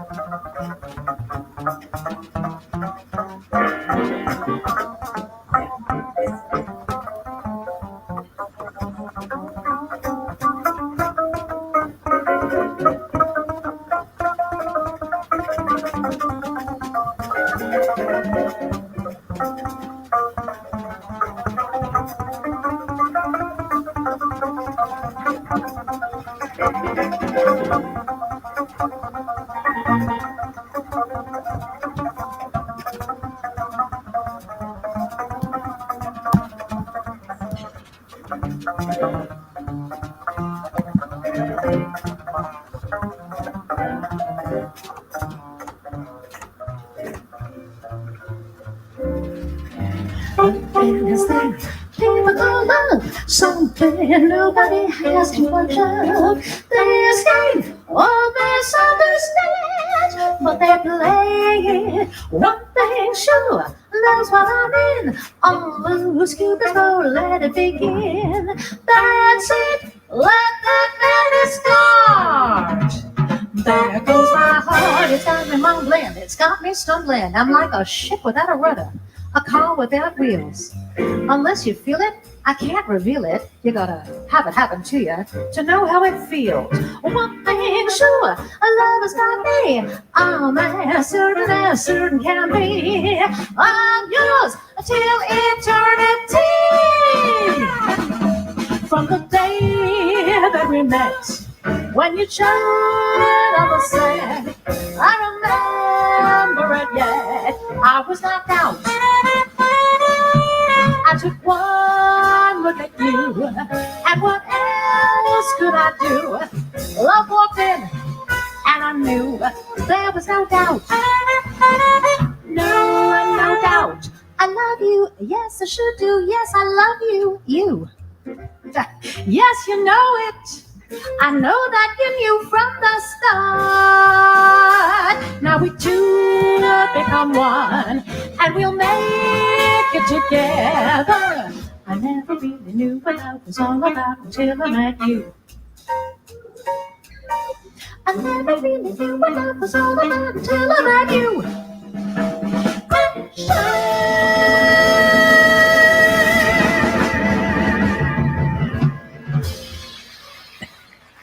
Thank you.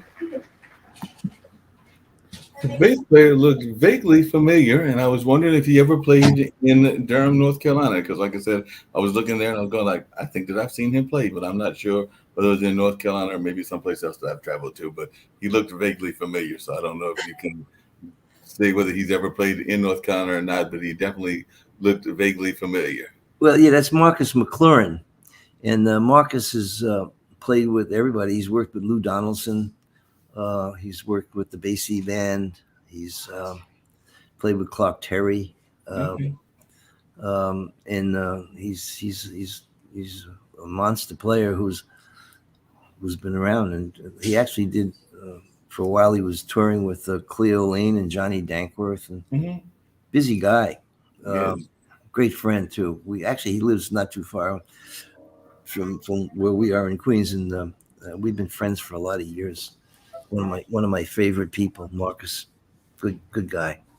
Yeah, he looks like a good guy. Like I said, I know that John Brown, James, is it John Brown? Yeah, John Brown, who runs the Duke music department, that he oftentimes brings in guests. So it could have been one of the guests that he brought in, because I know he brings in people on a regular basis. I mean, less so now because of what's going on with the world and everything, but historically he's brought in a lot of amazing artists. So like I said, I was just looking there and going like, I think I've seen that face before. So it could have been just a face that was similar, and it could have been a total mistake on my part, but definitely I know I've gone to a number of jazz concerts, so it's quite possible that I have seen him perform somewhere or another. But I just know as I was watching, I was going like, I know I've seen that artist somewhere before, but I do know that they bring a lot of great jazz artists to our two local universities here, North Carolina Central University and Duke. So it's quite possible that I bumped into him at one of those gigs in the past and everything. So I'll have to dig up to my old programs and tapes and see if that is the case, or ask John if he brought somebody like that in, so I can confirm it one way or the other. I just noticed I was watching the tape. I was like, wait a minute, I think I've seen that person. So we'll find out if it was a truism or a mistake on my part and everything, but we'll figure that out. Yeah, I mentioned I was going to ask you about the song to your granddaughter, but even before that, I was going to mention that the platform, and I think I mentioned this at the beginning, is an international platform, which means that we've got people all over the world that are listening and watching. Sometimes they're watching now, sometimes they'll watch back in either on YouTube or LinkedIn or one of the other platforms in reruns and everything. But that was the reason I was mentioning that, is because I was wondering if there was any style of music or any world music that you haven't played that you would like to incorporate. I know you mentioned that you definitely have some of that Latin roots with what you've done and the Tito work and everything, but I was wondering if there was a music form, whether it's reggae, whether it's Indian, or whether it's all these various musics that come from around the world, that either has an instrument that you would like to learn or that you would like to incorporate into your music, or it has a style that you would like to incorporate, that if you would love to maybe incorporate that at some point or another. Well, you talk about instruments. I'm actually going the other way with instruments. I used to play a bunch of instruments. I used to play all the saxophones, including the alto, soprano, tenor, baritone. I had them all. And in the past 5 or 6 years or so, I'm kind of narrowing it down. I love playing flute, soprano, and alto now. Those are the 3 instruments that I really kind of want to play these days. And I sold my tenor and my baritone, so I'm kind of going the other way. I'm looking to play less instruments and get into those instruments a little bit more than I ever had to, or ever was able to. So and it's just, when I was freelancing, I had to play all those instruments because, if I got a call to play tenor, I didn't want to miss the gig. So I played tenor. And so now it's different. I'm going the other way with instruments. I'm not looking to play any new instruments. As far as new rhythms and incorporating other music, we do this all the time. I don't have a definite plan. I haven't picked an area of the planet. I want to check that music out and incorporate that into my music. I pretty much know at this point what works for me and what I like to do, and I'm basically just building on those things. And of course, I'm incorporating all the Latin rhythms, whether it be sambas or bossa nova rhythms. I still love incorporating some of the contemporary rock field rhythms, and adding some of the fusion type of music. I still love doing that. But there isn't anything specific that I'm planning on delving into at this point, other than what I'm doing now that I'm comfortable with, and just trying to do that better. I'm trying to improve my writing and expand my harmonies more, and experiment with different writing techniques. And that's pretty much the way I'm stretching these days. I haven't thought about it, but it's something to think about. I might go that route next. I haven't ruled that out. That makes sense. Yeah, like I said, I was curious about the song that you wrote, apparently dedicated to your granddaughter. And I know that anytime that you have songs that are dedicated toward family members and or good friends, but it does seem like um, definitely with the album that you've done, Remember and Blakely, that you had two original songs on that, and one was dedicated to your granddaughter. So I was wondering what the motivating factor was with your granddaughter, and also the motivating factor for the song that you did for the late bassist and your close friend, Pete Shively.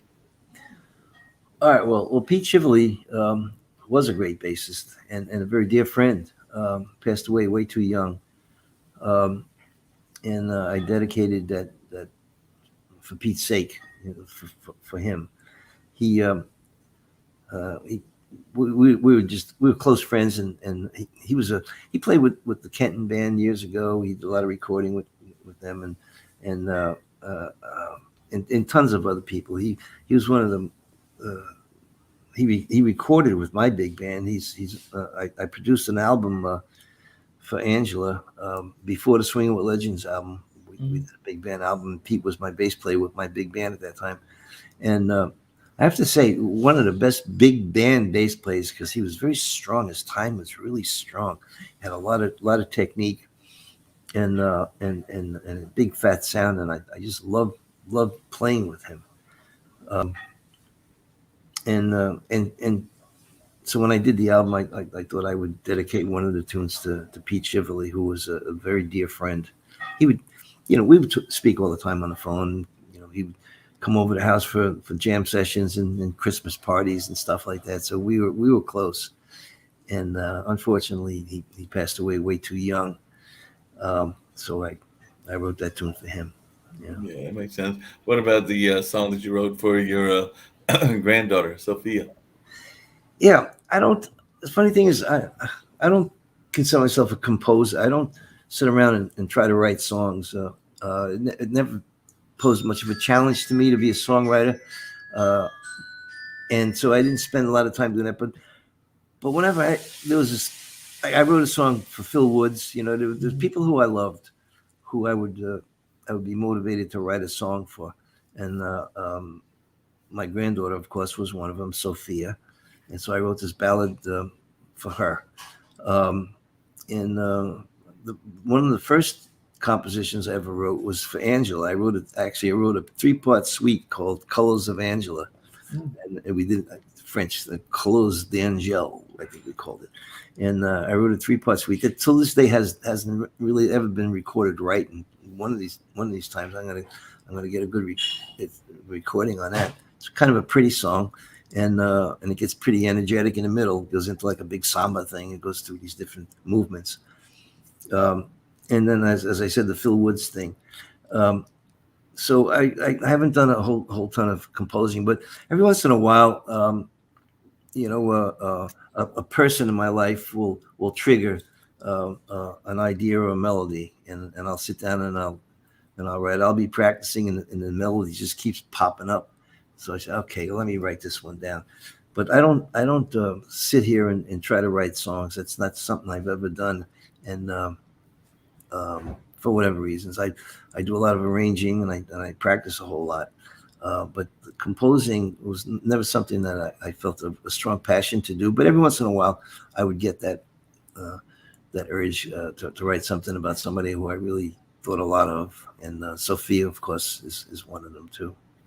Yeah, speaking of people that you think a lot of and everything, and we've mentioned some of the jazz greats, but I was just wondering your thoughts on certain jazz greats, and I was just going to name them, and two of them have strong North Carolina roots, actually. Three of them do. But I was just wondering, when you think of people like John Coltrane, who of course is from here, and when you think of people like Thelonious Monk, who is also from North Carolina, or even folks like Nina Simone, who I believe has some Carolina roots in her heritage as well. What are your immediate thoughts of those individuals? And then I was also going to ask about Charlie Mingus and Carmen McRae, because you probably worked at some point or another with all of them. But I'd love to hear your thoughts about those particular individuals. First, the ones that I just mentioned. I need to double check on Nina, but I do think that if I remember correctly, Nina Simone does have some North Carolina roots, but I know definitely Coltrane and Thelonious Monk do. I love everybody mentioned. Nina Simone, loved her. Carmen McRae, first of all, my personal favorite. She was up against Sarah Vaughan and Ella all the time. Um, there was those three. When I broke into the business, there was Ella and Sarah Vaughan and Carmen McRae. And for my taste, I love them all, but Carmen McRae was the one that resonated with me probably the most. But I loved Nina Simone and John Coltrane. I couldn't stop listening to John Coltrane. He actually moved to Long Island. He lived not far from me on Long Island for a while, and they made his house now is a museum, which is kind of cool. The town bought it and they turned it into a museum, which was really nice. And I was actually part of that movement that got that house restored. The petitions were going around, and I became very active in pushing that. So that's cool. But Coltrane, I kind of went backwards with music. Come breaking in the '60s. That's when Coltrane was happening, and of course I was familiar with Charlie Parker, but Coltrane was the guy I just loved. I couldn't listen enough to Coltrane. And I went through that whole period of modal music and high energy and outside playing, and then of course playing with Frank Foster's band. Frank, when he left Basie's band, started sounding just like Coltrane. He was playing a lot of the Coltrane tunes, and his writing wasn't like he was writing for Basie anymore. Frank started writing more outside stuff for the big band. He even had Elvin Jones in the band for a while. And that was kind of interesting playing with Elvin with a big band. I loved Elvin with Train and the small band stuff that he was doing, but I got a chance to play with Elvin with Frank's band, and what an experience that was, So but all those God bless you, but all those names you mentioned, those Monk, come on, yeah, of course, love them all. Yeah, Monk was truly amazing, and apparently there's an effort to try to save Nina Simone's home as well. And I was correct that she was having some North Carolina roots, having been born in Tryon, which is a very small town, and I do know that they had saved it from demolition last year, and I believe that there are plans to try to turn it into some sort of museum or historical place as well. So they are talking about trying to do that in that rural part of North Carolina. So definitely that's another one of those houses that hopefully will be saved, and they'll be able to keep some of the instruments and things that would go in there as they're trying to turn it into a museum and try to keep it preserved in one form or fashion. But I did just read that they did save it last year in 2020, because it did look like it was about to hit the wrecking ball fate and everything, but they did manage to save it last year, and actually it seems like they said that it can't be destroyed, so it was spared from demolition. And it does guess the next phase will be to try to make something out of it in terms of whether it becomes a museum or what kind of permanent structure is created out of it. But definitely glad to see that they're doing that, and I'm always glad to see when we save these historical buildings. I know they were doing something similar with a civil rights icon here in Durham, which is Pauli Murray, and they've done that and have turned that into a historical house as well. So it's always good when we see that happen. What were your thoughts on Mingus, and did you ever have any dealings or work with Mingus? I know a friend of mine at one point was trying to write, I think, a play based on Mingus's life, and I know he had a very colorful life. Yeah, I never had the opportunity to work with Mingus, but I'm familiar with his music, and great composer, great player, tremendous respect. But unfortunately, no, I never got to. But I just want to back up for 1 second. We were talking about these places that have been preserved. Right. I'm like 10 minutes from Louis Armstrong's house. Oh wow! And that was preserved, and that they turned that into a museum too. He's right here in Corona. I'm in Forest Hills. It's like 10 minutes away, and one of these days I'm gonna take a run over there. I haven't been there yet, but I've been anxious to go over there and check it out. So there are some Sonny's place, and Coltrane now his place was preserved as well. So that's kind of really cool. You know, we have these, but a similar situation happened with Coltrane's house. By the way, they were some developer had bought the property and they were ready to knock it down and rebuild. Mhm. And I just lost my picture here, but that's okay. I'll just keep talking. And then some gentleman that works for the town of Huntington was a big jazz fan, a Coltrane fan. He decided he was going to preserve it, and it took a lot of work. It took a lot of petitions and support and all that kind of thing. But he was able to pull that off, and the town bought the property from this developer, and they preserved the Coltrane's house. And boy, I was happy about that. No, yeah, a good friend of mine actually does one of the 2 Coltrane festivals that are here in North Carolina, because there's the more bigger version, which is done in High Point, but then a friend of mine actually lives in the Hamlet area, which is the area where Coltrane was born and raised, and he actually does a thing called the Jazz in Education, because he actually incorporates education into his festival title, but he does that and adds an educational component. So my good friend Gerard is actually the founder of that, and that's actually held in Hamlet, which is the small town that Coltrane was from. So he's been doing that now for, I want to say, close to a decade, if not longer. But he's had, like I said, not as much success as the High Point people, because they have a little bit more corporation behind them, but he still does it and definitely honors that whole region, because that region had a lot of historical figures in there. Coltrane being one of the bigger ones, but they had other historical figures that were in that region as well. So definitely, I know he's continuing to do that work. And anytime we have people that are doing that legacy work and keeping the legacies alive, I'm a big fan of that. That's actually even what my cultural arts center that I work at, the Hayti Center, does, is let people know both about the music as it exists now, but also tries to educate people about some of the past. So definitely supportive of Gerard's, and I've seen what the Hayti does in that regards also, because they've actually done concerts where they have had some of our local jazz people come out and honor somebody like a Mingus, or somebody like a Charlie Parker, or somebody like a Coltrane, and a number of the other jazz greats, and just give you a feel for their music and a feel for their legacy. So definitely that legacy is very important, and I see that that's a lot of what your work is, as well as making sure that people understand the legacy while you're here, but even after you're gone, that the legacy will live on both through your music and also through the ways that you are continuing to teach people, whether that's your immediate bloodline, like your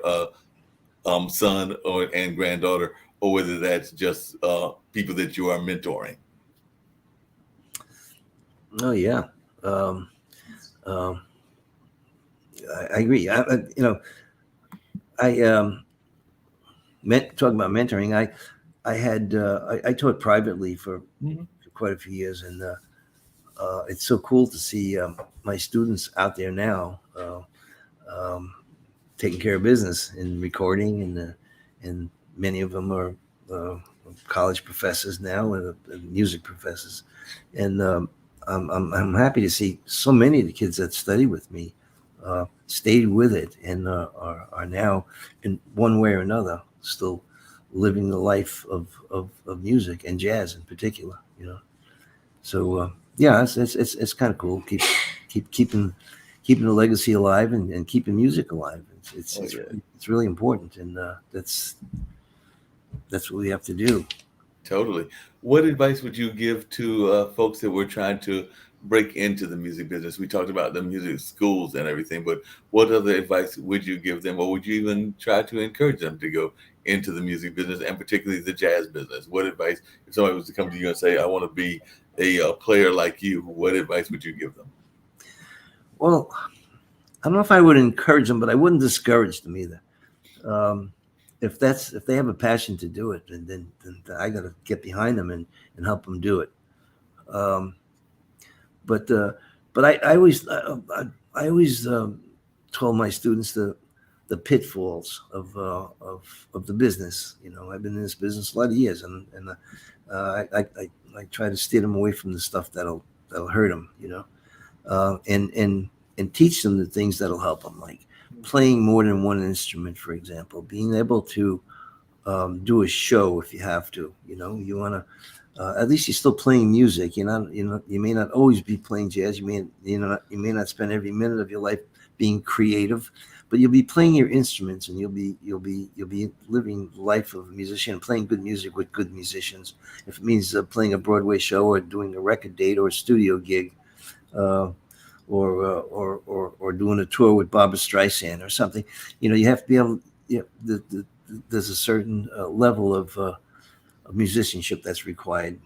Not only just being a good reader, but being able to play parts that are written for piccolo and flute and clarinet and saxophone. And those are the doubles. So I try to teach and those instruments are all great jazz instruments as well.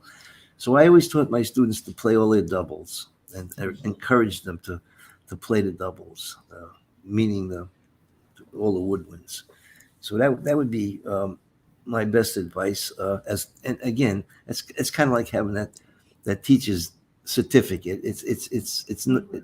You have something to fall back on, when things go in between the jazz gigs. I was always fortunate to be able to do that. I did a ton of jazz gigs. I did a ton of touring with some great jazz bands, but I also did a lot of the commercial stuff, like the Lennon stuff, and various other record dates where I had to play flute, and I had to do a show for Jerry Vale or something. I was able to do that to pay the bills, So that would be my advice, to just try to be versatile. Don't let it get in the way of your creativity, but try to be versatile and be able to handle different and understand music from different genres as well. So I was able to cross genres, whether it be Latin music or rock and roll or jazz. I was able to bounce back and forth. These days, I don't do any of that anymore. I'm doing jazz. That's it. I'm focused on what I'm doing. But as a kid starting out, it's gonna fall in love with some beautiful chick, and he's gonna get married and have kids. You got to kind of plan for that, because if you don't, it could really all blow up, and you can wind up working a day gig somewhere and not playing at all. So I try to prepare them to avoid the worst. It's interesting you said that day gig, because I know sometimes even some of my musician friends, some of them seem to be more engaged and wanted to be successes, and sometimes they work with what I call weekend warriors, so people that are doing it only as a hobby. So sometimes that's a delicate balance that some of the band people that I know have to have, because until they find the bandmates that are like-minded, they will sometimes find split interests. So some of the bandmates will be trying to become successes, and other ones are just doing it more as a hobby. So that becomes a dilemma with some bands that I have seen, because they're not on the same trajectory. So, and on that same line, I also find that some band people don't know. And one of the things I've really admired both in your conversation today and also just in the emails that we've had back and forth on LinkedIn is that both you, your wife, and it seems the rest of the family are very much business oriented. And I do think that sometimes we don't understand enough of the show business aspect of show business, whether you're a jazz musician or a rock musician or whatever style, even a reggae musician. They get caught up in just the show aspect. But it seems that you have been very much, since an early day, engaged in the business aspect as well, even to the point of probably not putting that many amateurs in your band, because you're trying to put people in that are like-minded and have a similar focus. Well, yeah. But again, I one more point I wanted to make about advice to young musicians, and something that was important back then and is important now, is we have what we call rehearsal bands. They're bands where musicians just get together for the sake of playing and reading new music and interacting with other players and learning how to play in the sax section or trumpet section, and learning how to interact with other musicians. So rehearsals are really important. And I know over here in New York, Local 802, they have a room which hopefully will be open soon. It's been closed since the pandemic, but they have a room called the club. It's a rehearsal room, and every day there are wonderful musicians rehearsing there. I mean, you'll go in there and you'll see, Randy Brecker, and you'll see Marcus McLaurin, and all the great plays. There's always a rehearsal. Somebody's always writing music, and they want to hear their music, and they put these rehearsal bands together. And I always suggest to these kids starting out to go over to local 802, and just hand your cards out and try to get yourself into these rehearsal bands, because in those rehearsal bands are the same musicians that are doing the record dates, the Broadway shows, the jazz gigs. These are some of the finest musicians in New York, and as well as you play, you need these rehearsal bands, because for the young guys, it's meeting people. For the older guys, it's keeping your chops up. Right.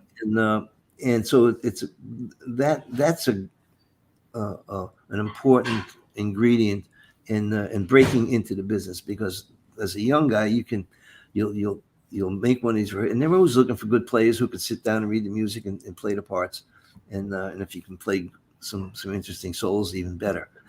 But that's what you have to do. You have to be around musicians, because the gigs come from musicians. They don't come from the audience. They don't come from management people or the club owner. They come from the musicians. The business works that way. Someone calls Frank Foster and says, I got a gig for you to play with King Curtis's band at the Paramount Theater. And Frank says, I can't make it. Call Ron Apria. And that's how I got the gig, playing with King Curtis at the Paramount Theater. But that's how it works. So these rehearsals are important, because you'll sit next to somebody who really likes the way you play, and you'll exchange contact information. The next thing you know, your phone will ring, and he recommended you for a gig. So that's how you get into the business. It's your peers that really do it for you. No, I agree with you. Actually, a good friend of mine, last month, he celebrated his 25th anniversary of something that is to some degree similar to what you're talking about with those rehearsal bands, but he has had, and it's called Brett's Open Mic, one of the longest open mic nights probably in this area in history and everything. And it's been at different clubs. It's been at least at 5 or 6, and as I can't count them, it's probably been closer to 10 and everything. But he's been at various venues. Currently, he's at the Blue Note Grill. But it's just what you said. There are a lot of people that have gone on to play with some major folks and international folks, even going around the world traveling. And some were already famous when he started the open mic, and some became famous through the open mic, and some of them make trips back and forth. But I know last month in September, that's when he celebrated his 25th anniversary. So he's pushing toward 26 years of doing this. And like I said, there might have been a couple of pauses because of like a club closing or him shutting it down for a minute. But so I'm not saying it's 25 years consistent, because there were a couple of pauses, but even within those pauses, they were never long pauses. And like I said, like you just said, a lot of people that have done some truly amazing work, and they've gotten gigs out of that. And of course, it is a mix of both amateur and professional musicians, because some of them are just doing it as a hobby, and some of them are doing it because they're trying to make a living out of it. So big shout outs to Brett. And I know that those open mics exist throughout the country, whether they're done as rehearsal rooms or whether they're done as open mics. So I do know that those are an important part of the history and an important part of getting that out there. I mentioned earlier about the business aspect. How important do you think the business aspect is for young people to learn? Because I sometimes feel that whether it's music or whether it's theater, that enough of our creatives don't always know the business aspect of it. They get really good at the show. I'm not so sure that they're good at the business, but I was wondering, how important do you think it is to learn the business aspect of your industry? Man, I think it's really important. Took me a long time to learn, and I'm still not sure that I got it figured out. They actually, I know Eastman. When my son was going to Eastman, they actually have classes now that teach the kids about the music industry. There's so much to know. I mean, how many musicians do I know who know how publishing works? It's such a complicated area, and having your own publishing company, how does that benefit you, and stuff like that. I would recommend that anybody wanting to get into the music business, and people that are already in the music business, you know, either sit down with a good music lawyer or get some material and learn about the music law, because it's complicated, and sometimes it's a little ambiguous. And yeah, I would say, yeah, definitely. If you're going to go into the music business, maybe a good idea, because the problem is we all love to play music. And musicians, by the way, artists in general, are terrible business people. The most successful musicians I know had wives or husbands or spouses that were good with business, because we're not good business people. And I think the people we deal with know this. So hopefully that'll change, and hopefully the next generation of musicians will take this advice and learn about the business of music, because it is a business. No doubt, it's definitely a business. The awards that you get and everything, I know you had those Grammy nominations and everything. How important? Because I know some people get caught up in those awards. They want to know the awards. They definitely love watching the award shows, and sometimes they seem to really be ingrained in trying to push to get awards. But and I know a lot of times the awards are supposed to be picked by fellow musicians or fellow people in the industry. But how important for a musician do you think it is to get those kind of honors, whether it's the Grammys in music or whether it's a specific style of music, like the Dove, I think, is the one for gospel music. I know it's the Blues Foundation gives one in blues, and I know there are a couple of awards in jazz and everything. And of course, and there are other industries, like of course the actors have the Oscars, and Broadway has the Tonys. But how important do you think these awards are to the artist? I think it's great for your resume. To get a Grammy, it can't hurt, but it's not going to make your career either. I don't think, but it certainly is part of a resume that will help you do better, and maybe keep you a little bit busier. The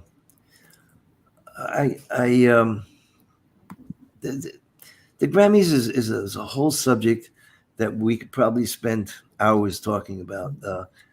I've been a few times. I've had albums up for Grammys, and I'll say this: the last album that I produced was a tribute to John Lennon. It was a jazz tribute, and I got a 4-star review in Downbeat, and I actually didn't get a nomination from the Grammys, but if I had a choice, I would take the 4-star review. I mean, I'd like to get them both, but the 4-star review from Downbeat, to me, was my Grammy, because these are people that the same people that are judging Charlton Mingus and Coltrane and Bird and these great players, and to give me a 4-star review, I thought, wow, that's better than any Grammy I could have gotten. But I think the Grammy is good because, we talk about a business. We want to try to make some money, and you're going to sell more CDs if you get a Grammy, for sure. So for me, I wasn't as impressed with the award itself as I was with the thought of it selling some CDs for me. Getting a Grammy would definitely help you sell some CDs, and you might make a few bucks. So that's why I was pushing for a Grammy. Yeah, that makes sense, and definitely it's an important part toward the marketing, and marketing is very important. Do you think social media has helped the artists get out there? Because I've heard a lot of artists, particularly more modern artists and more kind of the pop artists, that are using social media as a way to get their music out there. I don't know if I've seen it as much from the jazz musicians, but it may be a tool that we should be using more of. I know there's a musician named Vinx that I've been seeing on the Clubhouse who's been very active, and I think he's based in I want to say overseas, like maybe Paris or something like that. But I also know he's also trying to work on ways to actually help artists um, be able to survive after they have retired, because he also feels that too often after we retired, or musicians that retired, they have not always, as we're talking about business, done a good job of being able to survive afterwards. So there's like no real pension fund for musicians, and so he's trying to work on creating a program that will help in that regards. But so actually, it's a two-part question. One is, do you think that we should be using social media, and would you like to see more efforts made to help artists as we are getting older? And I'm not even in the young category myself. I mean, younger than you, but not in the young category, as I'm getting ready to push up near the 6-0 number and all of that. Yeah, I think social media is the way it's going. I've seen a couple of people. I mean, in this, it's probably more than a couple. Become stars. Become world famous. Why would you not? I mean, the thought of having your stuff played worldwide is kind of amazing. I remember the album that I did, Angela's first album. We recorded it over at Sony. My partner worked for Sony Studios, and they had a theater in their building where they were.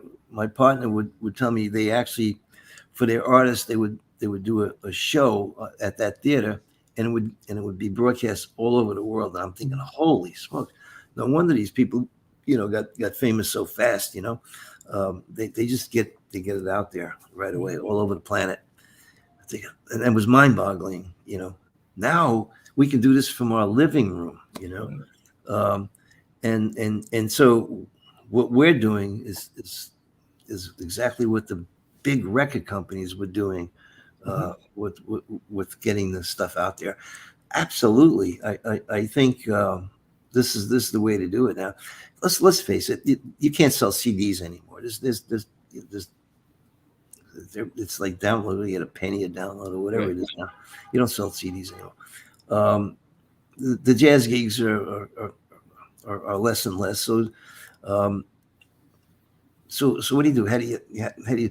I have a feeling this whole social media thing is going to be the way it's all going to go. I've seen some people, as I said, become stars. I'm not going to mention her name, but there's a singer, a good jazz singer, a piano player. She does a weekly show from her house, and is excellent. I mean, she sounds like Carmen McRae, and she's a wonderful singer and a wonderful piano player. And now it started with these weekly things during a pandemic. She would sit there and sing and play the piano and play her butt off. I mean, she was really, I would say, wow, who is this person? I never heard of her before. Now she's doing tours. She's famous. She's all over the place. She's getting gigs in Europe and playing all the big clubs. And it's working. And there's also a tenor player, an Italian kid from I'm not sure if it's Rome, but someplace in Italy. He's been putting up these clips, just playing along with tracks. But this guy is a monster. I mean, he sounds like Coltrane, and of course it's helping him. I mean, people are seeing this, and like me, saxophone players all over the world are saying, who is this guy? Holy smokes. So yeah, why wouldn't we use it? It's a great tool. Yeah. That makes sense. What do you think about the concept that I mentioned that Vinx talked about? And I know they were doing something similar with the blues community, and there was an organization that was helping them out and everything. But definitely we're seeing musicians, not just jazz musicians, age out. And unfortunately, as they get older, they don't always have some have more supportive families than others, but some don't have the pension plans, or maybe they haven't done enough in terms of rent or other accommodations. So it does sound like one of the things that Vinx was talking about, and I think he's played with some international artists as well, was trying to create some sort of fund that would help people as they got older to live, fairly well. I mean, they wouldn't be like living in the lap of luxury, but they wouldn't be also in the poorhouse, as some of them have wound up in, both currently and historically. So what do you think of this idea of maybe creating a fund to help people that are in the jazz and the arts in general, and help them as they get older be able to survive and live in those glory years, as they sometimes call them. Of course, why not? Anything that would help struggling artists, I'm for. Yeah. Why would anybody not? Yeah, I think it's a great idea. Yeah, I think it's a great idea too. Like I said, I told him I'd definitely pass the word out and get the word out there to folks. Just out of curiosity, it's been catching my eyes and everything, and we are getting ready to wind down. But what is that artwork that is behind you? Because I've been seeing the paintings are behind you, or some sort of artwork that is directly behind you, and I was going like, I wonder what that is. It's catching my eye, but I can't see exactly what it is. Okay, well, let me see if I can get the. Oh, I'm not afraid to move this because I got old wires. I Right. can get it closer. But that's a picture of Birdland when Oh, wow. me performing at Birdland with Angela and my big band. Let me see if I can get it closer. Oh, yeah, that's good enough. I can see it there because I'm looking in. But yes, that's it. Okay. This is a picture of Lennon. And over well, you can't see it. Over there above the lamp is a photostat of John Lennon's face. Oh, wow. You got time for me to tell you that story? Yes, please. All right. Well, when we were doing his Walls and Bridges album up at the studio, I told you that he didn't have music arrangements. So I asked him for his lead sheets, and you know what a lead sheet is. It's the melody and the chords, and of course you see the form of the tune. So since we were just making up stuff, it was so much easier to have a sheet in front of us, at least so we knew what key we were in and what the melody was. And so relative to the melody, what we could play. So I took his lead sheets and I went into another room to photostat them. And while I'm photostatting his lead sheets, he comes walking in and sticks his face in the copy machine. Oh, wow. And Steve Medeo, the trumpet player, and I, we were standing there like, what the hell is he doing? And he hits the button, and you know how those lights, how blinding those lights are. Two blinding lights, and Steve and I were covering our faces, and he's there with his face right in the machine. I'm thinking he's going to go blind. What the hell is he doing? Risking your eyesight to have some fun didn't make sense to me. But two photostats come sliding out, and he hands one to Steve and he hands one to me, and he says, hang on to these, man. He said, they're going to be worth something someday. So I didn't think a whole lot of it, other than I thought he was crazy. I rolled it up and I stuck it in my saxophone case because I was preoccupied with getting through this session without sounding like a jerk. But a couple of days later, I remember I take it out of my saxophone case and I'm looking at it and say, this is really cool. This is John Lennon's photostated face. So I put it in a frame, and it's been it's hanging on my wall ever since 1974. The scary thing is that it's probably worth even more now because there's that whole space called NFTs where it's actually that. It's like people making money and kind of that whole cryptocurrency space, but they're making money off of images and things along those lines. I don't totally understand the concept, but I do know that it's similar to what Mr. Lennon was talking about. So he might have been way ahead of the curve by thinking it was going to be worth something, not knowing that they were going to come up with this whole concept in the 21st century called NFT. So he might have been many centuries ahead of the curve. But if I would have known a little bit more about music business, I would have had him sign it. That is true. That's right, because you don't have a signature, so you don't have any proof in anything. So, right, if you know more about the business, you would have had him sign it. That makes a lot of sense and everything. What's the yellow one behind you? That's the other one that caught my eyes. The Birdland is on this side, but there's I think it's yellow, but there's one on that side. That's just the painting. It's just the painting that we liked. It was interesting looking as art. Yeah. Cool. Nothing with any significance. Just something that we liked to look good on the wall, so we stuck it on the wall. I appreciate it. It definitely looks great on the wall and everything. I did want to just really quickly, as we get ready to wrap up, there are two questions that I asked all my guests, so I will get to that one. And then I did just want to at least thank Miss Angela for helping you set up the interview and doing all of that. So I at least want to say hello to her before we get ready to get off and everything. So definitely wanted to do that so the audience members can also wave at her and everything. But I always give people a chance to say how they can be reached via social media and via whatever ways that they are selling their book and their products. So in this case, it would be records and all of that. I'm imagining off of Amazon and any other place that you buy books at. But if you want to let folks know how they can get your product and how they can reach you if they were fascinated by our conversation. And then the question that I ask every guest pretty much is as it is a international audience, I ask them to give their words of encouragement and positivity because we are in the middle of a pandemic, and I've always been one to believe in trying to encourage the entire world. So that's kind of my going out question that I ask. So we'll start off with ways that people can get the book as well as any of your new music, and then that word of encouragement and positivity. And then I would love to see Miss Angela wave her hands into the audience as well. Sure. Yeah, actually, any of my CDs or Angela's CDs can be purchased on my website, and it's www.ronaprea, RONAPREA.com. And there's a whole bunch of other stuff on there that you might like. There's a lot of clips, audio, video clips, various other things of interest and photos and stuff like that. But my book and the CDs are definitely available on my website. The CDs are also on Amazon as well.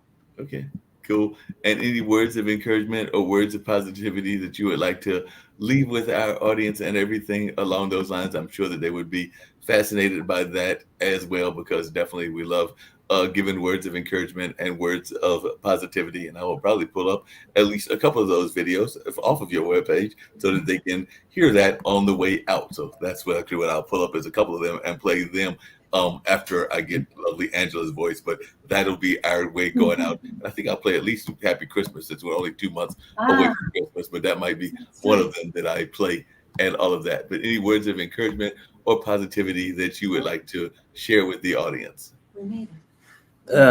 Actually, words of positivity. We're making it. We're alive. That's I mean, 750,000 people didn't make it, So I think words of positivity.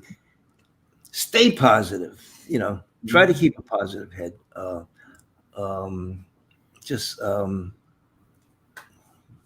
You know what? You wanted to speak to Angela. She'll have the perfect words for this. No. Let me get her in here. Okay. Listen, my husband's positive energy, I call him. When we were in the middle of the worst part of the pandemic, he said, I'm going to go write some music. And he locked himself in his room for 2 months. And he just did, I call it, listen to this. He does the tunnel vision thing, and he just starts writing. And I'm sitting here worrying about how to get groceries and how to keep us safe and everything. And he comes out every day and he's got this joyful look on his face. Like, yeah, I finished another arrangement. I'm thinking he's totally oblivious, but he's not. He knows exactly what's going on and he's always got it underneath, but he doesn't let it stop him. And, when it was about December last year, it looked like, well, maybe we're going to have a vaccine. Maybe we'll get out by the spring. I said, now would be a great time to write a book. And he says, okay, I think I will. I figured it was going to take him 3 or 4 months or maybe a half a year. A month later, and he was done. I wanted to shoot myself. He was just so fast. So this guy, he's amazing. But like I said, I've been just amazed by him this entire 2.5 hours. He is truly a wonderful individual, and I can tell that positive energy, and I can also tell that he is definitely one that is an amazing individual. And like I said, I've jokingly said that I'm getting ready to hit 60 next year, and I've jokingly told folks that I'm going for 200. I want Ron to go for 250. So I want Ron to be around for a very long time. You'll make it. Don't worry. Things change every day. I want you to show real quick if you have a second. That's positive energy. This is positive. This is one of my most positive. Do you know who these people are? It's Louis Armstrong, Lionel Hampton, and me. Wow. On Ron's birthday was October 24th, 1960 something. I don't know. Early on with my first tour with Lionel Hampton, Louis Armstrong was in the audience, Pick it up and you can see the And- signature. and There you go. and Hamp asked him to come up and sit in with us. And afterwards, somebody had a Polaroid camera. Remember them? Yeah, I remember the Polaroids. Do you? No digital cameras, but this couple had a Polaroid camera. They took some pictures and they gave them to the band members. And this one they gave to me. I gave it. I showed it to Louis. He signed the back, Wow. and that's he been had hanging nice on my words. wall ever since. And he That's had nice truly words. amazing and everything. Hey, Miss Angela, what's it been like spending all of this time with this amazing individual that is full of all of this energy and all of this joy? Because he seems to have a lot of joy of life and He things does. of that nature. So, what has it been like spending these many decades with him and raising an entire family? You know, apparently includes an amazing son and at least one amazing granddaughter that I've heard about through Sophia. That may be more as well. But what has it been like being spending this time with him after he met you and when you were playing apparently pop music? You weren't even playing jazz music at the time. according to what you told me. We're doing a wedding. It's okay. Got to pay the bills always, right? Right. Listen, I say to him, we were just talking about our son turning 32 yesterday, and I said I'm not going to blink anymore because every time I blink, another decade goes by. That's exactly how it's been. We've been just having fun, and there's lots of ups and downs in life, but because we have each other, we get through everything. We got through the pandemic, and you know what? I really have a lot of hope, and I always look forward to positive things, and Ronnie does too. And I know it's going to be okay. I know it's a horrible thing to say because so many people, they've had such an awful time, and we keep them in our hearts always. But you have to remember there are new babies in this world, and there are young children that need you to be positive for them and to show them the way. So we're going to show them the way, right? You bet. That's Sounds truly wonderful and everything. Like I said, I will put on the last couple of songs, but I've never had the pleasure. Like I said, my parents are divorced. They're mom's not with her person, passed away, but dad's been with his lady love for about probably longer than he was with my mom. So I'll say about 25 years or whatever that time frame is. But I have not found yet, or at least not that I'm 100% sure of, that Miss Right and everything of that nature. So as one that has been successful as a couple, what would your advice be to those that are watching and going like, these folks are really amazing. It is true. You can have love. You can have success, even in marriage and everything. So what would your advice be to folks, and particularly those in the business? Because that can make it even harder to be successful as a couple. And that's for both of you. What would you think is the key to success? what we always say, stay friends. I was just, even on days when I'm furious with him about whatever, or he's furious with me, we love each other. And the rule is, if someone else or something else, like an illness or something comes across, comes in front of you, it doesn't make a difference how whatever's going on between the two of you, we're always united. Like if someone attacks, I like to say attack, that's the wrong word, but you know what I'm saying. Right. If there's something else out there that's coming at you, you have to put that down and say, we're a team, and that's it. And be friends. It's really important to be friends all the time. And Sounds respect like some great advice. Ron, sounds like you've got a great teammate there and a great person in your life and everything. And it sounds like you've had a truly amazing career and a truly amazing success. But it seems like family is also very important as well. But I love you have the final words, and your music have the absolute final words. But I love to hear your final words as to what she said and just life in general. And then, like I said, I'll bring up the different tunes that I play and everything, and you're perfectly welcome to stick around while they play and everything. But definitely, it's been truly amazing, and I hope, and I oftentimes tell many of my guests this, that particularly those that I resonate with and really find appealing, that I hope that you'll come back, because like I said, I have this show, but I have other ones as well, and you are always welcome to come back and share your joy, share your music, share your successes, as well as just share your stories, because I do find you to be quite fascinating, and I'm glad that I was introduced to you through my friend Eric and others. So I definitely want to thank them for making the introduction, and look forward to having more conversations with you at some point or another. Well, thanks, Mark. I got to say, this for me, I don't know how long we've been talking here, an hour and a half, whatever it is. I really, I'm enjoying sitting here talking to you. This has been a pleasure for me, and my favorite interview. I've done a bunch of these things, and Yeah, you're a pretty cool guy, man, and I appreciated sitting here talking with you. And you asked all the right questions, and it was kind of fun for me, to go through all these different subjects with you. So thank you for having me on. And as far as saying something clever to end this thing with. All I can say is let's all stay positive and